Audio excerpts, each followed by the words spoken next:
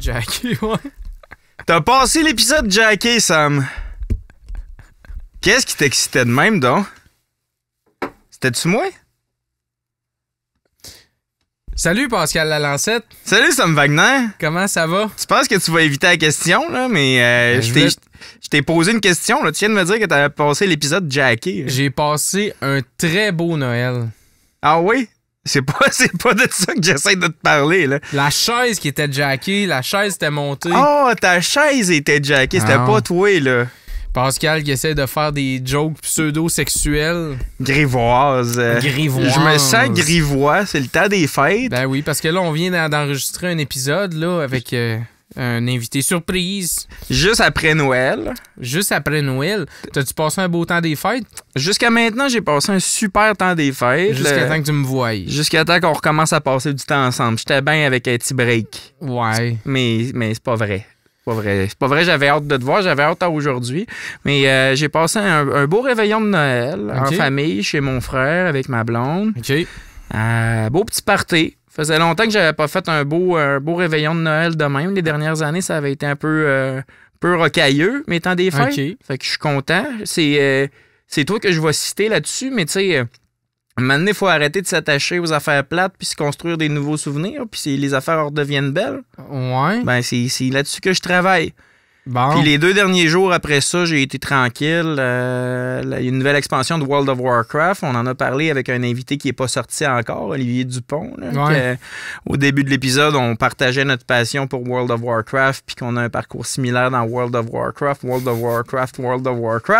OK. D'ailleurs, je joue avec Oli. Là, les 3 derniers jours, les 3 derniers jours... Vous êtes devenus amis après l'épisode? Ben, ça donne que c'est un ami à moi. Ouais. Oli, à la base... Là, vous êtes rapprochés. Ben là, c'est ça. Là, genre, Guillaume, il est pas tout le temps là, puis on game ensemble à World of Warcraft depuis le 25 décembre. Là, genre, j'ai passé 3 jours à faire à peu près 12 heures de mémoire PG par jour. Comme c'est le fun. Fait que l'idéosphère, ça crée des amitiés. Exact. Ça solidifie des amitiés. Ouais. Puis une autre affaire que ça fait aussi, c'est que c'est un trou sans fond. Oui. D'argent. Exact.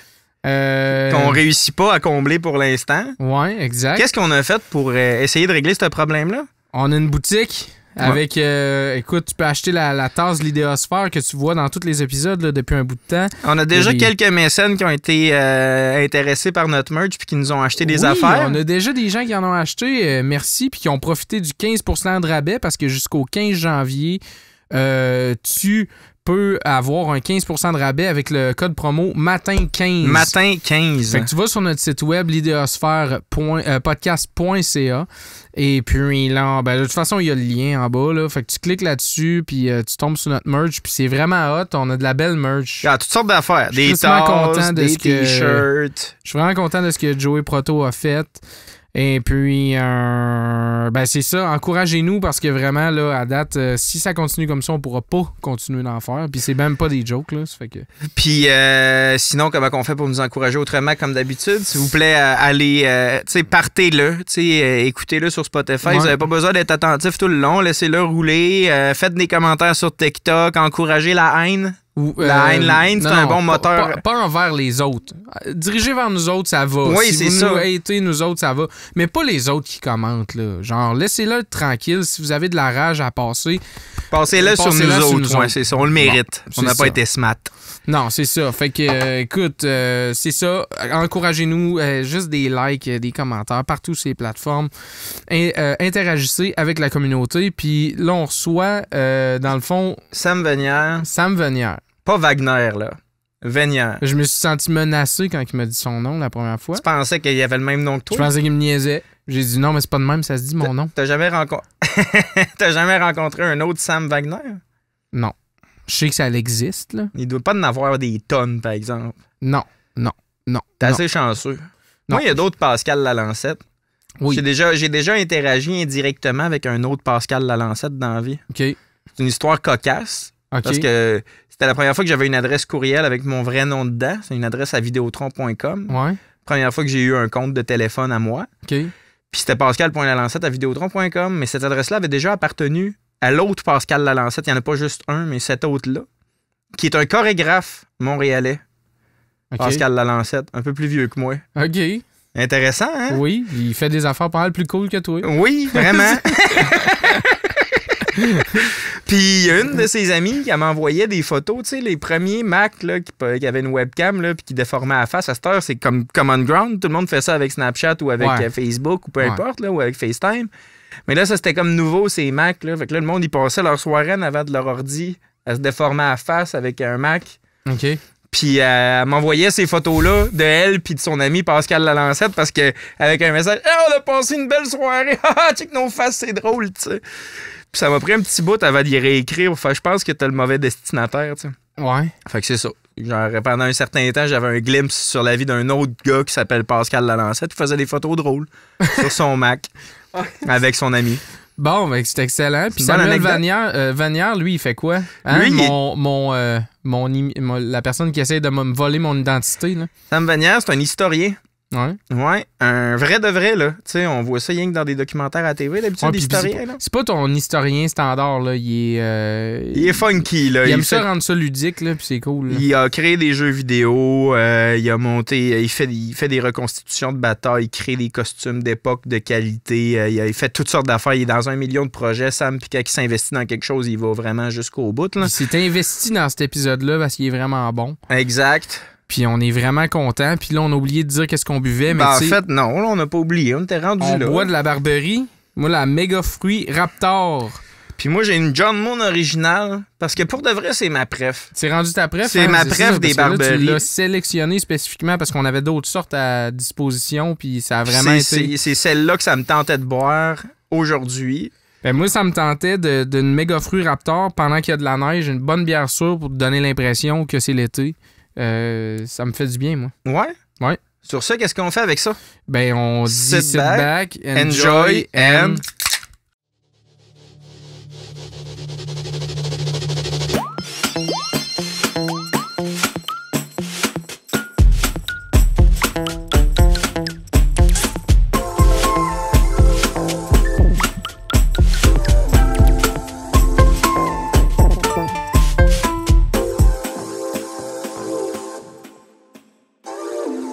Là, t'es rendu historien. Ben, tu sais, t'as toujours été historien, mais là, t'es chargé de projet au Musée Naval. Exact. Là, dans le fond, je suis historien puis chargé de projet du Musée Naval. Maintenant, je suis là, à temps plein, vraiment de façon stédée. C'est-à-dire que je travaille au Musée Naval depuis 2015, en fait, mais ça a toujours été des contrats en tant que contractuel, des contrats de 90 jours ou des contrats d'1 an maximum. Parce que j'étais là en tant que travailleur autonome, contractuel ou d'autres statuts d'emploi qui n'étaient pas des emplois fixes. Fait que j'étais là comme 3 ans in and out. Je suis parti de 2018 à 2020. Je me suis beaucoup plus investi au Musée des Plaines d'Abraham, qui fait partie de la Commission des champs de bataille nationaux. C'est tout le secteur des plaines avec le musée, mais aussi le parc, les serres, tout ça. Fait que moi, j'étais vraiment plus dans l'animation historique. Puis j'ai coordonné aussi une partie des activités du musée pendant l'intérimaire d'un gars qui partait en congé de paternité. Fait que j'ai pu être coordonnateur à la médiation historique. Ce qui était vraiment super pendant ce temps-là. C'était un gros musée puis une thématique que j'adore. La guerre de 7 ans, la bataille des plaines d'Abraham. J'ai toujours trouvé ça fascinant. Les mousquets, la guerre en dentelle. Tu sais, qu'est-ce qui est vraiment en dentelle? Pourquoi qu'on dit ça? Est-ce que c'est vraiment l'élégance? Tu sais, j'ai toujours été attiré par la guerre au 18e siècle, mais ça reste brutal. C'est ce que j'ai découvert avec le temps. Ça reste très brutal, comme n'importe quelle guerre. Puis depuis 2020, je suis revenu au Musée Naval où là, je suis vraiment investi dans des gros projets actuellement qu'on a. Parce qu'en 2023, ça va être le centenaire de la réserve navale. Puis on est le musée officiel de toutes les divisions de réserve navale au Canada, qui est un corps militaire. Donc on est au centre de ces festivités-là, de ce projet-là, puis on a des gros projets là, qui s'en viennent. C'est pas mal cool. Là. Ouais, moi, ce qui me fascine, c'est à quel point tu as réussi à te construire une grosse carrière d'historien. Là. Tu sais, c'est vraiment pas évident. Là. Non, c'est clair. C'est clair. Puis tu m'as fait faire un bout de mon parcours dans les 10 dernières années qu'on s'est pas vu. Là, mais j'ai suivi un peu qu'est-ce que tu as fait, mais entre le moment où tu finissais tes études en histoire à l'université, puis je pense que la dernière fois qu'on s'est vu, ça fait moins que 10 ans. C'était, ça se peut-tu que c'était à mon enterrement de vie de garçon, genre, ou dans ces eaux-là, c'était à Limoilou, en tout cas, puis on avait parlé rapidement de... Tu commençais une maîtrise en gamification ou ludification de l'apprentissage ou une affaire comme ça. Exact. Ça veut dire quoi, ça? La gamification, c'est un principe vraiment super intéressant. En fait, c'était une maîtrise en enseignement spécialisée en technologie éducative. Puis moi, ce que j'ai toujours aimé, c'est l'approche de l'histoire par le jeu vidéo. Puis la gamification de l'apprentissage, par exemple, c'est on pourrait dire la ludification en français. C'est comment articuler la dynamique entre, mettons, une personne comme moi, puis l'histoire, mais de façon amusante. T'sais, l'approche de l'histoire par le jeu. Comme par exemple... tu vis ta vie, tu t'en fous de l'histoire, puis là, tu joues à Assassin's Creed, là, tu découvres le Moyen-Âge, la Renaissance italienne, tu te mets à lire là-dessus, puis l'intérêt né de ça, c'est comme une approche de l'histoire par le jeu, mais on peut l'appliquer dans un contexte éducatif, créer des activités avec des groupes d'élèves ou avec des jeunes en individuel ou en équipe, pour qu'au lieu de juste apprendre l'histoire de façon magistrale, comme on le fait dans nos cours du secondaire ou au cégep, ou tu sais, participative en travail d'équipe, t'as vraiment chaque approche est vraiment ludique, c'est-à-dire c'est un jeu de la façon que tu vas approcher les thématiques. En tant que personnage, tu dois cumuler des points, par exemple, accomplir des quêtes, puis au final, à travers cette dynamique-là, tu apprends ta matière, peu importe la matière. Fait que c'est ce qu'on appelle la gamification de l'histoire, c'est une approche ludique de la science historique. Le terme gamification est-tu nouveau, genre, à cause du gaming industry, disons? C'est pas vieux. Ça, c'est pas vieux, c'est clair, mais ça date quand même quelques dizaines d'années. C'est un principe qui est beaucoup plus développé aux États-Unis puis en France, par exemple, qu'au Canada. On est dans le milieu éducatif. Dans le milieu éducatif. On a vraiment une approche très, très classique au Québec par rapport à ça. Un peu en retard, peut-être, par rapport au reste du monde. Mais une des façons de l'appliquer, c'est de développer, par exemple, des jeux vidéo éducatifs, ce qu'on appelle des jeux sérieux en apprentissage. C'est-à-dire que oui, il y a le jeu, mais il y a aussi le côté sérieux, la matière qu'à apprendre. Il y a vraiment un objectif pédagogique. La différence entre un jeu sérieux et Assassin's Creed, par exemple, c'est que la finalité du jeu dans Assassin's Creed, c'est pas l'apprentissage de l'histoire. C'est de tuer du monde. Ça. C'est d'assassiner, dans le fond, puis de remplir, d'être l'assassin ultime là, du credo, tout ça. Mais l'histoire est un prétexte dans Assassin's Creed, par exemple, pour s'intéresser à l'histoire des pirates ou de la Renaissance italienne, tout ça. C'est qu'il te donne la possibilité de, si ça t'intéresse, tu peux, dans le contexte de Assassin's Creed, tu peux sortir du, comment ça s'appelle déjà, la machine. Ouais, l'animus, là. L'animus, tu sors de l'animus, puis là, tu peux aller sur l'ordinateur puis avoir de l'information sur ce que tu as vu dans le jeu. Exact. Mais c'est pas le but, comme tu dis. C'est pas le but du jeu. Exact, c'est pas la finalité. Alors qu'un jeu sérieux, la finalité, c'est l'apprentissage de la matière. Fait que, y en a déjà qui existent, il y en a qui sont disponibles en ligne aussi, mais c'est très dur d'appliquer ça dans un contexte, par exemple, scolaire, parce qu'il faut du matériel informatique, il faut une connexion, il faut une batterie, puis il faut une connaissance, il faut être décomplexé par rapport à l'approche du jeu. Il y a beaucoup de professeurs ou de spécialistes d'éducation qui voient le jeu comme, en fait, une perte de temps, parce que le jeu, c'est pour les enfants, c'est n'importe quoi. C'est pas sérieux, en fait. Ce qui est sérieux, c'est l'approche de la matière classique comme eux la connaissent. Mais en fait, les recherches en psychologie démontrent que notre cerveau fonctionne d'une telle manière que la façon la plus efficace qu'on peut apprendre, c'est quand on ne réalise pas qu'on est en train d'apprendre quelque chose. Mm-hmm. Puis une bonne façon de blurrer, disons, de créer un filtre qui nous empêche de comprendre qu'on est en train d'apprendre, c'est en créant une dynamique différente avec la matière. Le jeu est un bon exemple parce que tu te prends au jeu. Tu as envie d'accumuler les étoiles, les points, tout ça, d'avancer dans ta quête. Puis tu es obligé d'apprendre pour le faire. Tu es obligé d'apprendre les rouages de la matière pour bien performer dans ton jeu.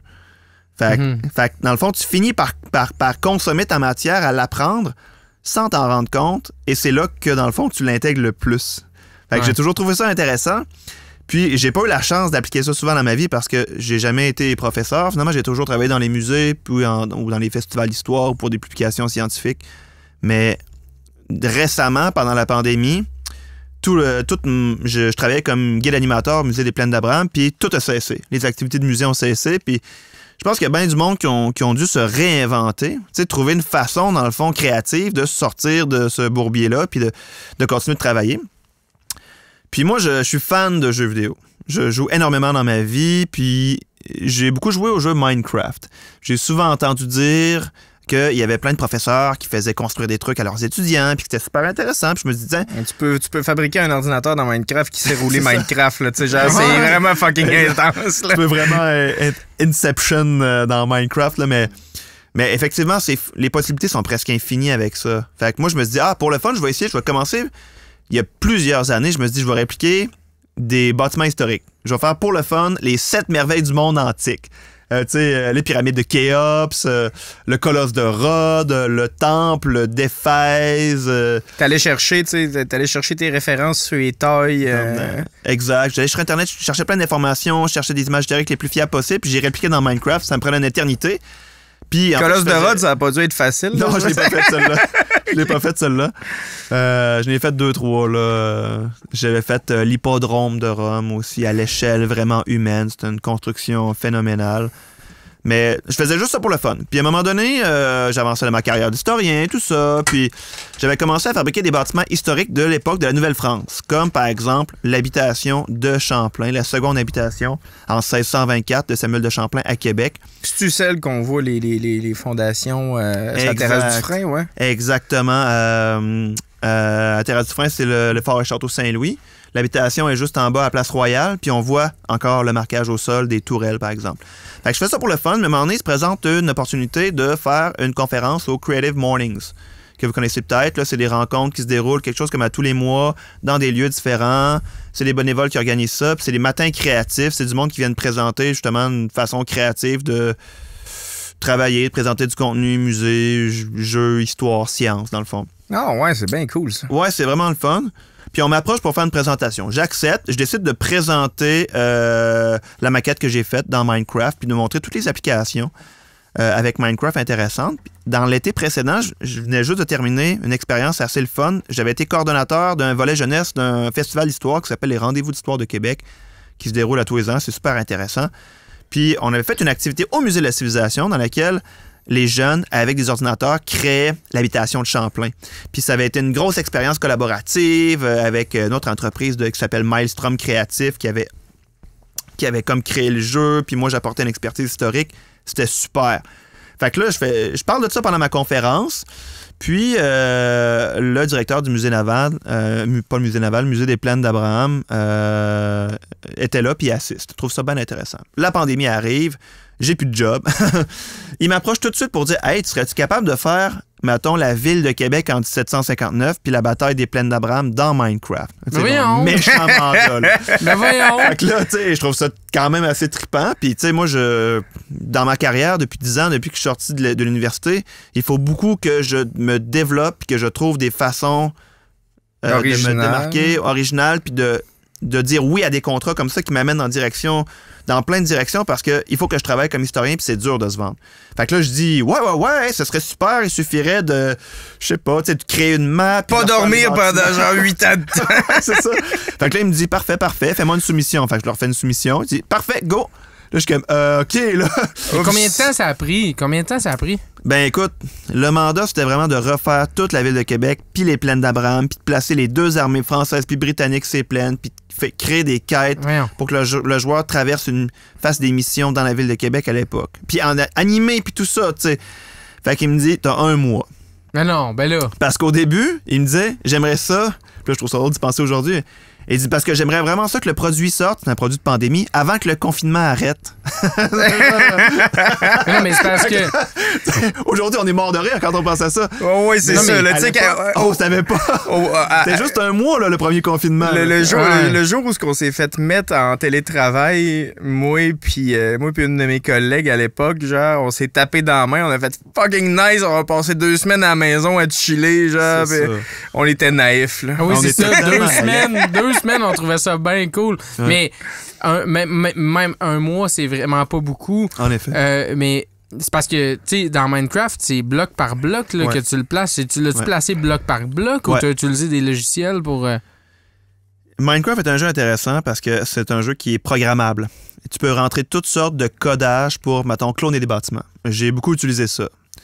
J'ai pas pu le faire tout le temps parce que souvent la ville était dans des angles un peu genre spéciaux, comme, mettons, là. Les 2 tours jumelles, t'as été capable de les faire en les dupliquant. Ben, mettons... Il n'y a pas ça à Québec, ça, tu veux dire? Non, c'est ça, exact. Mais il y avait plein de bâtiments un peu génériques, disons, des maisons, que j'ai répliqués à droite à gauche parce qu'à un moment donné, je voulais vraiment remplir la ville, je voulais créer du volume. Mais tu sais, ça a été toute une aventure, là. Il a fallu que je que je regarde vraiment la topographie de Québec, c'est-à-dire la hauteur du Cap-Diamant, les distances entre le fleuve puis la falaise, puis la haute ville comment c'est faite, puis les côtes sont aux côtes de la montagne, puis que je crée une carte dans un logiciel Minecraft que j'ai aucune idée comment faire, mais je cherche sur YouTube, je cherche l'information, très très vite je me suis mis à chercher, trouve ça, importe ça dans Minecraft, boum, ça marche, commence à construire très très vite. Puis au début, je m'étais juste mis des gros marquages au sol. Genre, je suis dans la ville, il n'y avait rien, là, c'était juste sauvage. OK, la rue passe là, puis j'avais toujours des cartes historiques à côté de moi. Puis j'essayais de répliquer à la maison près. Quand le marquage au sol a été fait, j'ai commencé à construire. Il y avait deux choses. Les bâtiments génériques, les maisons à droite à gauche qui sont un peu n'importe quoi, là, c'est toujours un peu pareil, mais j'essayais quand même de les faire différentes, puis je faisais même des intérieurs. J'étais tellement craqué. Là. Hey, je me couchais tard, là. Je travaillais énormément, puis j'avais un jeune enfant qui avait quelques mois, là, qui avait pas un an. Il avait quelque chose comme 6 mois, mon garçon. Fait qu'il était, tu sais, ma blonde, elle le gardait à la maison, il était presque toujours derrière moi, en train d'essayer de voir qu'est-ce que papa il fait, tu sais, puis... Papa, il est en train de jouer à Minecraft. Je me retournais, puis là, qu'est-ce que tu fais là, toi, grand garçon? Puis là, je chatouille. Je retourne travailler, je remets mes écouteurs, tu sais, c'était vraiment ça, mais c'était le fun. Puis à un moment donné, la ville se monte, puis là, OK, c'est bien beau, mais il fallait que je programme le jeu. Puis il y a une façon de faire dans Minecraft vraiment intéressante. Quand tu sais comment faire, tu peux introduire des blocs spéciaux dans Minecraft qui s'appellent les command blocks. Dans le command block, tu vas mettre une espèce de formule qui est vraiment du langage de programmation, mais ça fait réagir le jeu. Tu peux mettre en relation, par exemple, une action du joueur puis une réaction du jeu. Par exemple, quand le joueur pogne 5 fois un bloc de lave, par exemple, ben ça peut lui faire apparaître un objet, ou ça le fait courir plus vite, ou ça le fait sauter haut, ou ça le téléporte, ou ça lui donne un point, par exemple. Peu importe. Donc, en créant ces relations-là dans le jeu, tout était possible. Parce que je peux faire en sorte que, par exemple, un joueur trouve des peintures historiques, puis quand il en trouve 5, ça débloque du texte qui indique qu'à être complété. Fait que j'ai créé des chaînes de command blocks comme ça, une espèce de machine pour qu'ils s'enchaînent les unes après les autres. Et j'ai tout caché ça sous terre, dans la carte. Fait que quelqu'un qui arrive puis qui pogne ton monde, genre, puis qui va gratter un peu trop creux, il peut tout péter tes affaires, là. Il peut tout péter. Le monde lui appartient. J'ai abandonné ça aux joueurs complètement. Puis en fait, encore plus intéressant pour quelqu'un qui s'intéresse à la programmation dans Minecraft, c'est vraiment intéressant de trouver la machine puis de voir comment la machine est faite parce que ça a été très compliqué. Puis j'avais pas de manuel pour programmer ou pour trouver chacune de ces formules-là. Une simple virgule pas à bonne place puis c'est toute la machine qui plante. Fait que je suis allé chercher des vidéos YouTube. T'as pas de background en programmation, pas en tout, là? Rien pas en tout en programmation. Quoi? Rien. Puis là, quand j'ai accepté le mandat, dans le fond, j'ai accepté de faire quelque chose que, somme toute, je savais pas comment faire du tout, mais j'y croyais, tu sais, j'y croyais vraiment fort. Puis après maintes recherches, j'ai réussi à trouver des solutions à chacun des problèmes. Puis des fois, comme au milieu de la nuit, là, puis genre, je virais complètement fou, puis j'allais réveiller ma blonde pour dire « J'ai trouvé comment mettre des uniformes sur mes mannequins! » Puis comme « Ah, c'est beau! » Je vais prendre un dernier verre de gin! Genre, mais comme... Tu sais, je roulais un peu là-dessus, là, sur le café toute la journée, puis... Sur le gin le soir. Puis sur le vin, sur l'alcool le soir, parce qu'il fallait que je sois vraiment stimulé puis motivé pour ce projet-là. Mais tu sais, le nombre de problèmes que j'ai rencontrés de programmation, puis le nombre de contraintes... Mais au final, c'est un monde extraordinaire, puis la ville est reconstituée vraiment bien dans Minecraft, dans une carte de Québec, comme en 1759. La ville, elle est là, elle est en ruine, les ruines sont fumantes. Puis quand tu arrives dans le jeu est disponible gratuitement pour tout le monde en ligne aujourd'hui qui possède Minecraft version Java, en français puis en anglais. J'ai traduit le jeu en bilingue. Évidemment. Ben, effectivement. Puis... rendu dans le jeu, le joueur accomplit 3 quêtes qui lui fait découvrir qu'est-ce qui se passe à Québec en 1759. Dans le fond, grosso modo, je vous le donne en 1000, la ville est bombardée par les Britanniques, puis les Britanniques attaquent Québec. C'est ça qui se passe. Mais dans la première quête, le joueur doit explorer la ville, puis trouver justement différentes peintures historiques qui illustrent le siège, la bataille de Montmorency, Wolfe, Montcalm. Dans le fond, quels sont les grands personnages et les grands événements de cette aventure-là. Dans une deuxième quête, le joueur doit trouver les plaines d'Abraham, c'est-à-dire sortir des fortifications, traverser les faubourgs Saint-Louis, Saint-Jean, arriver ces plaines. Rendu là, j'ai répliqué littéralement l'armée française et anglaise sur un champ de bataille historique, dans leur position historique, avec leur drapeau régimentaire et tout ça. Donc le joueur découvre ça. J'ai placé des milliers de mannequins, manuellement, tout à mitaine. Là, le joueur doit aider Wolf, pas aider Wolf, mais accomplir une quête pour Wolf, accomplir une quête pour Montcalm, genre construire un canon ou aller chercher de la poudre noire à différents endroits.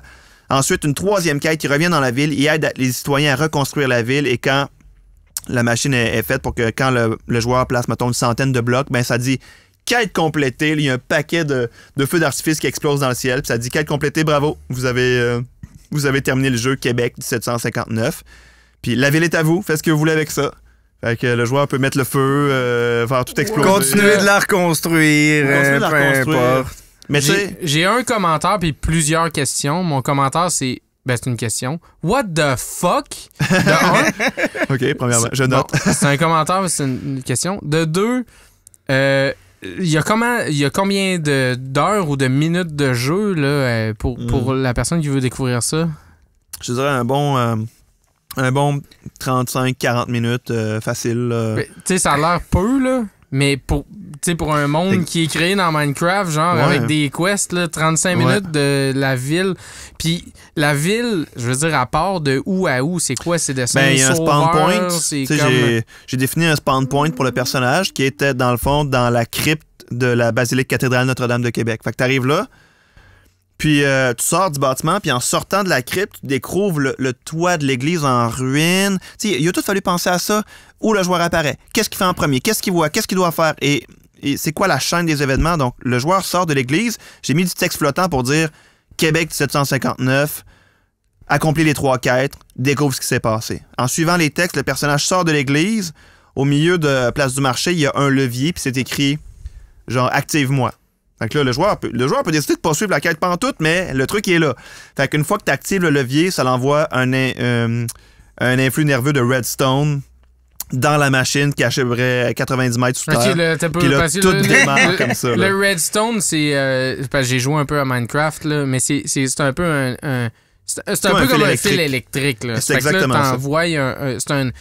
C'est comme un choc que ça envoie. Un choc que ça envoie qui déclenche un événement, là, finalement. Exactement. Dans le fond, en activant le levier, ça active un bloc caché sous terre qui fait apparaître un bloc de redstone à telle coordonnée extrêmement précise dans la carte qui est dans la machine cachée sous terre. Et en activant ça, ça l'allume le prochain bloc de commande qui, mis bout à bout, écoute, ce serait vraiment fastidieux d'expliquer comment, mais... Fait que tu peux décider de suivre la mission ou tu peux décider de juste checker comment tu as programmé ça. Exact, comment explorer... tu peux explorer la ville de Québec. Mais ma question que j'avais, c'est... Mettons que quelqu'un décide d'explorer la ville de Québec dans Minecraft, dans ton tableau, là.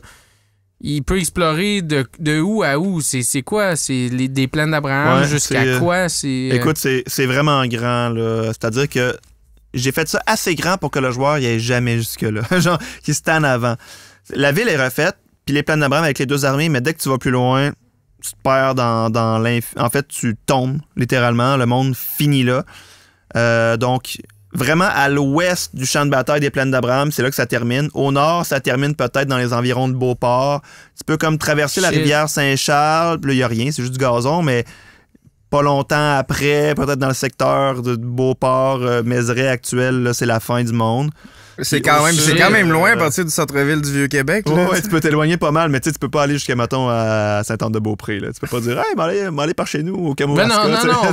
Non, mais tu sais, c'est ça. Mais tu peux aller assez loin, puis tu sais, mais après ça, il n'y a rien de construit. Fait que tu déjà, peux ça a pris... tu peux être dans les premiers à t'installer à Beauport dans ton tableau. Exactement. Shit! Ouais. What the hell? As-tu déjà pensé de le mettre online? Tu sais, pour. Y est-tu online? Ça pourrait-tu être un serveur où ce que des gens pourraient vivre au Québec dans ces années-là? Oui, tout à fait. Ça serait possible. C'est juste que le système de quête ne fonctionnerait pas. Parce qu'il se remet pas à neuf. C'est un jeu individuel. Ça joue en single player. C'est-à-dire que tu démarres, puis dès que tu actives le levier, la machine, elle se met à s'active. Mais une fois que la machine est finie d'activer, le jeu recommence pas de lui-même. Fait que mettons que c'était un serveur en ligne puis tout le monde se joignait, dès que une première personne activerait le levier, l'écriture apparaît pour lui puis il accomplit la quête, mais le mécanisme ne s'applique pas nécessairement à tous les joueurs. Fait que ça ferait en sorte que les gens peuvent pas faire la quête tout le monde ensemble sur un serveur, ça fonctionnerait pas. Non, mais oublie la quête, peu importe. Là, tu fais comme mais genre, le monde check. pourrait être en ligne, puis il serait fonctionnel. Là, ça serait fonctionnel. Tu pourrais écoute, tu veux te faire une terre, déclarer ton territoire, toi, à Charlebourg, vas-y, mon grand, t'es capable. En fait, n'importe qui, aujourd'hui, pourrait télécharger la map, qui est une MapQuest, sur le site du Musée des Plaines d'Abraham, puis décider de mettre ça sur son serveur en ligne à lui ou son serveur public, puis décider, go, Québec 1759, je sais pas, moi, on construit Beauport, on construit le quartier Saint-Roch, qui commençait dans ce temps-là. On met-tu un troisième lien ou on met un tramway, tu sais? C'est là la grosse question! Il y a des joueurs qui refont leur ville vraiment à l'échelle. Il y a du monde vraiment, vraiment craqué comme ça. Fait que ça, c'est des beaux projets qui sont appréciés par il y a ce qui m'a aidé, c'est qu'il y a une communauté Minecraft très active, qui crée du contenu web, par exemple, sur comment programmer ton jeu, comment créer des MapQuest, comment changer des skins, c'est comme des pots de personnages pour faire des nouvelles armures, par exemple. Une des solutions les plus dures que j'ai trouvées, c'est comment créer genre une armée française puis anglaise puis les mettre sur les plaines. Tu sais, concrètement, comment? Est-ce que je fais apparaître littéralement un personnage? Oui, mais là, il faut que je mette un uniforme. Comment je design mon uniforme? Il existe des sites web pour faire des nouveaux skins d'armure. Fait que là, il y a des armures dans Minecraft, en argent, pas en argent, mais en fer, en or, en tout cas, en diamant. Fait que là, j'ai pris comme... J'étais allé chercher le fichier dans le jeu de cette armure-là. Je l'ai importé dans une application disponible en ligne gratuitement. J'ai refait manuellement, comme dans Paint, le skin de cette armure-là, puis j'ai fait un uniforme français. En fait, j'ai eu des bénévoles qui m'ont aidé puis qui ont fait ces skins-là pour moi. Ça m'a vraiment aidé. Ensuite, j'ai enregistré le fichier. Je l'ai enregistré à la place du fichier d'origine dans le jeu. Puis t'as mis cette armure-là à full de personnages. Exactement. Puis fait que ça m'a fait, mettons, 1000 soldats français. Puis là, ça fait laguer le jeu sur un moyen temps, mais c'était la seule solution que j'avais trouvée. Ouais, Minecraft, ça a pas l'air de ça, mais c'est genre... Tous les blocs sont comme pioutés, là. Genre, il y en a du jus là-dedans, ouais. Ouais, mais puis il y avait plein d'enjeux comme ça. Puis au final, je voulais que la ville soit quand même un portrait historique fidèle de Québec d'autrefois. Alors, comment faire? J'étais pas là, il n'y a pas de photo qui existe de 1759, mais il existe des gravures qui sont géniales, qui sont faites par un homme qui s'appelle Richard Short. On le salue. Qui a fait des gravures de Québec tout de suite après le bombardement. Donc, on a comme des captures d'écran de Québec à différents endroits clés que j'ai pu mettre en relation dans le jeu, puis j'ai pu recréer ces endroits-là comme sur les gravures de Short. Donc, je mettais vraiment la gravure, puis je faisais mon bâtiment pareil.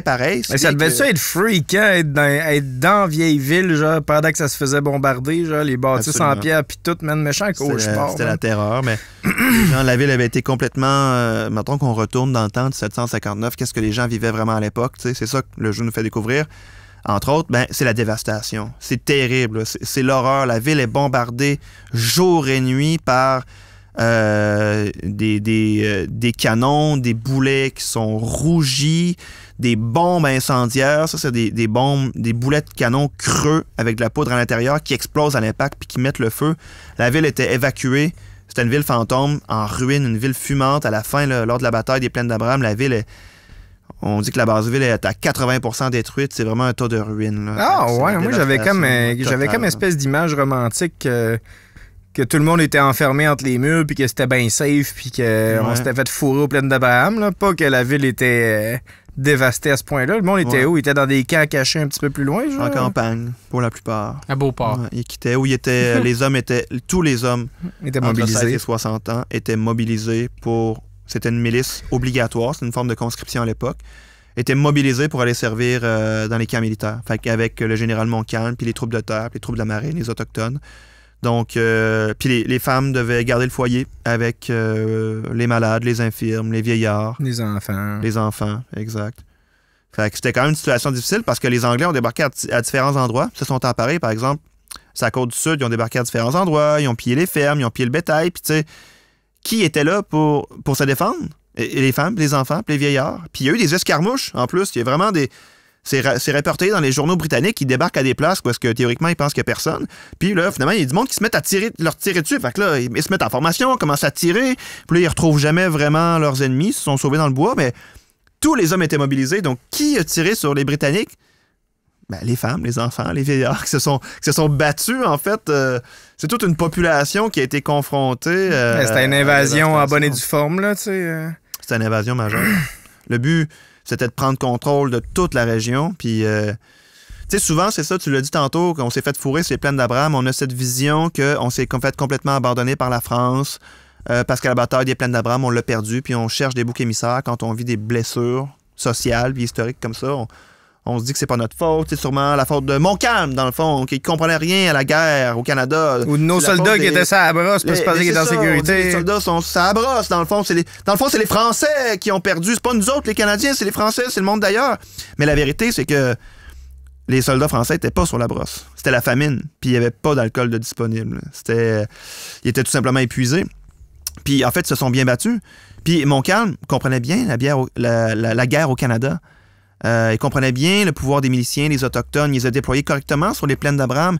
La vérité, c'est que c'était tout simplement pas suffisant. Puis que les Anglais ont mis beaucoup plus les moyens que les Français pour prendre le Canada. Les forces étaient complètement disproportionnées. La vérité crue, c'est celle-là. Puis ils ont gagné en bonne et due forme cette guerre-là. Ils ont gagné, honnêtement, ils ont fait quelques exploits tactiques assez intéressants. Là. Le débarquement au Lens-au-Foulon, c'est extrêmement audacieux, c'est extrêmement risqué. Puis, tu sais, les Britanniques, c'était pas des démons, c'était pas des saints, c'était des soldats professionnels qui faisaient leur travail puis qui travaillaient pour leur nation, comme les Français travaillaient pour leur nation. Puis on a un peu tendance à les démoniser au Québec, mais c'est super intéressant l'armée britannique puis comment ça fonctionnait. Puis à quelque part, il n'y a rien qui dit aujourd'hui qu'on serait plus heureux si on avait gagné la bataille des plaines d'Abraham. Tu sais, on dit souvent, on l'a perdu celle-là, tu sais, on l'a perdu. On se met automatiquement du côté des Français alors que c'est notre héritage francophone, mais dans les faits, non. Dans les faits, on n'est pas plus relié tant que ça aujourd'hui aux Français de la Nouvelle-France qu'aux Britanniques d'après-conquête puis des Canadiens par la suite. Ben non, parce que on est vraiment le mix de tout ça. Il y a bien du monde aujourd'hui qui vont dire spontanément que les Français leur fait chier. Ouais, c'est ça. Il y a du racisme anti-français plus qu'anti-britannique, en fait. Le monde aime bien les Brits, genre, mais ils haïssent les Français parce qu'ils les trouvent pédants. C'est vrai. À quel point? Mais tu sais, c'est une bataille qui est complexe, la bataille des plaines d'Abraham. Elle est dure à cerner parce que certains disent qu'elle a été très très courte, mais pourquoi? Qu'est-ce qui a été si court? Tu sais, en fait, les opérations militaires ce jour-là ont duré toute la journée, là, de quelque chose comme 4 heures du matin jusqu'à 8 heures le soir. Ce qui est court, c'est le choc entre les deux armées. C'est à partir du moment où l'armée française a décidé d'avancer versus le moment où elle a décidé de retraiter. C'est ça qui est court. Puis une des explications à ça, il y en a plusieurs, mais la discipline. Dans l'armée française, il y avait beaucoup de miliciens. Les miliciens, c'est du monde comme vous puis moi. C'est juste des habitants qui, une fois par mois, doivent avoir un entraînement, mais c'est celui-là. C'est pas des pros, là. C'est pas des pros. Ils sont pas équipés en militaire. Ils connaissent pas les formations. Puis lors la bataille des plaines d'Abraham, t'as une bonne partie de l'armée française que c'est juste des habitants. C'est pas des soldats professionnels. C'est pas du monde entraîné. Puis on les envoie à la bataille contre une force expéditionnaire britannique qui, elle, est à la fine pointe de la discipline. C'est un corps d'élite qui est envoyé au Canada. C'est 9000 soldats, des troupes d'élite qui sont formés pour conquérir des pays. C'est assez leur job, là. C'est ça qui arrive. Et eux, sur les plaines, sont prêts. Ils forment une formation mince, 2 lignes seulement. Ils mettent 2 balles dans leur fusil plutôt qu'une seule. Donc, le fusil est moins précis, mais c'est beaucoup plus dévastateur à courte portée. Et une des tactiques militaires employées au 18e siècle pour gagner des batailles, c'est de laisser l'ennemi attaquer, de le forcer à attaquer. Et là, qui attaque, tu le laisses approcher, tu le laisses approcher, tu le laisses approcher. Une armée qui bouge, c'est une armée qui peut se disloquer facilement. Quand tu bouges pas, tu te disloques pas. Alors, t'attends. Et quand l'armée est très, très proche, t'ouvres le feu. Et là, c'est feu cadencé. Feu, recharge, feu, recharge, feu, recharge. Tu mets la pression. Et c'est exactement ce qui est arrivé sur les plaines. Les Anglais ont entendu que les Français approchent très, très proches. Plus les Français approchaient, plus c'était disproportionné. Les miliciens tiraient comme ils pouvaient, mais c'était pas un feu synchronisé. Ils perdent le contrôle complètement, ils viennent en paniquer. Puis c'est extrêmement dur. Moi, je fais partie d'un groupe de reconstitution. On est 15 puis on a de la misère à marcher comme il faut. Fait que, tu sais, imagine quand t'es une armée de 4500 hommes, pas formés pour la plupart, qui essaient d'avancer en formation puis de tirer de façon synchronisée. C'est presque impossible. Mais il fallait le faire. Il fallait se battre ce jour-là. Il fallait pas se sauver. Puis ça, on peut le donner à Montcalm. Il s'est pas sauvé, il s'est pas caché derrière les murs. Il a combattu, il a donné tout ce qu'il avait, mais c'était pas suffisant. Puis quand les Anglais ont commencé à tirer, C'est rapporté dans les journaux des officiers britanniques à l'époque. On parle d'une salve pas juste synchronisée, elle est extrêmement bien synchronisée. Un feu très vif.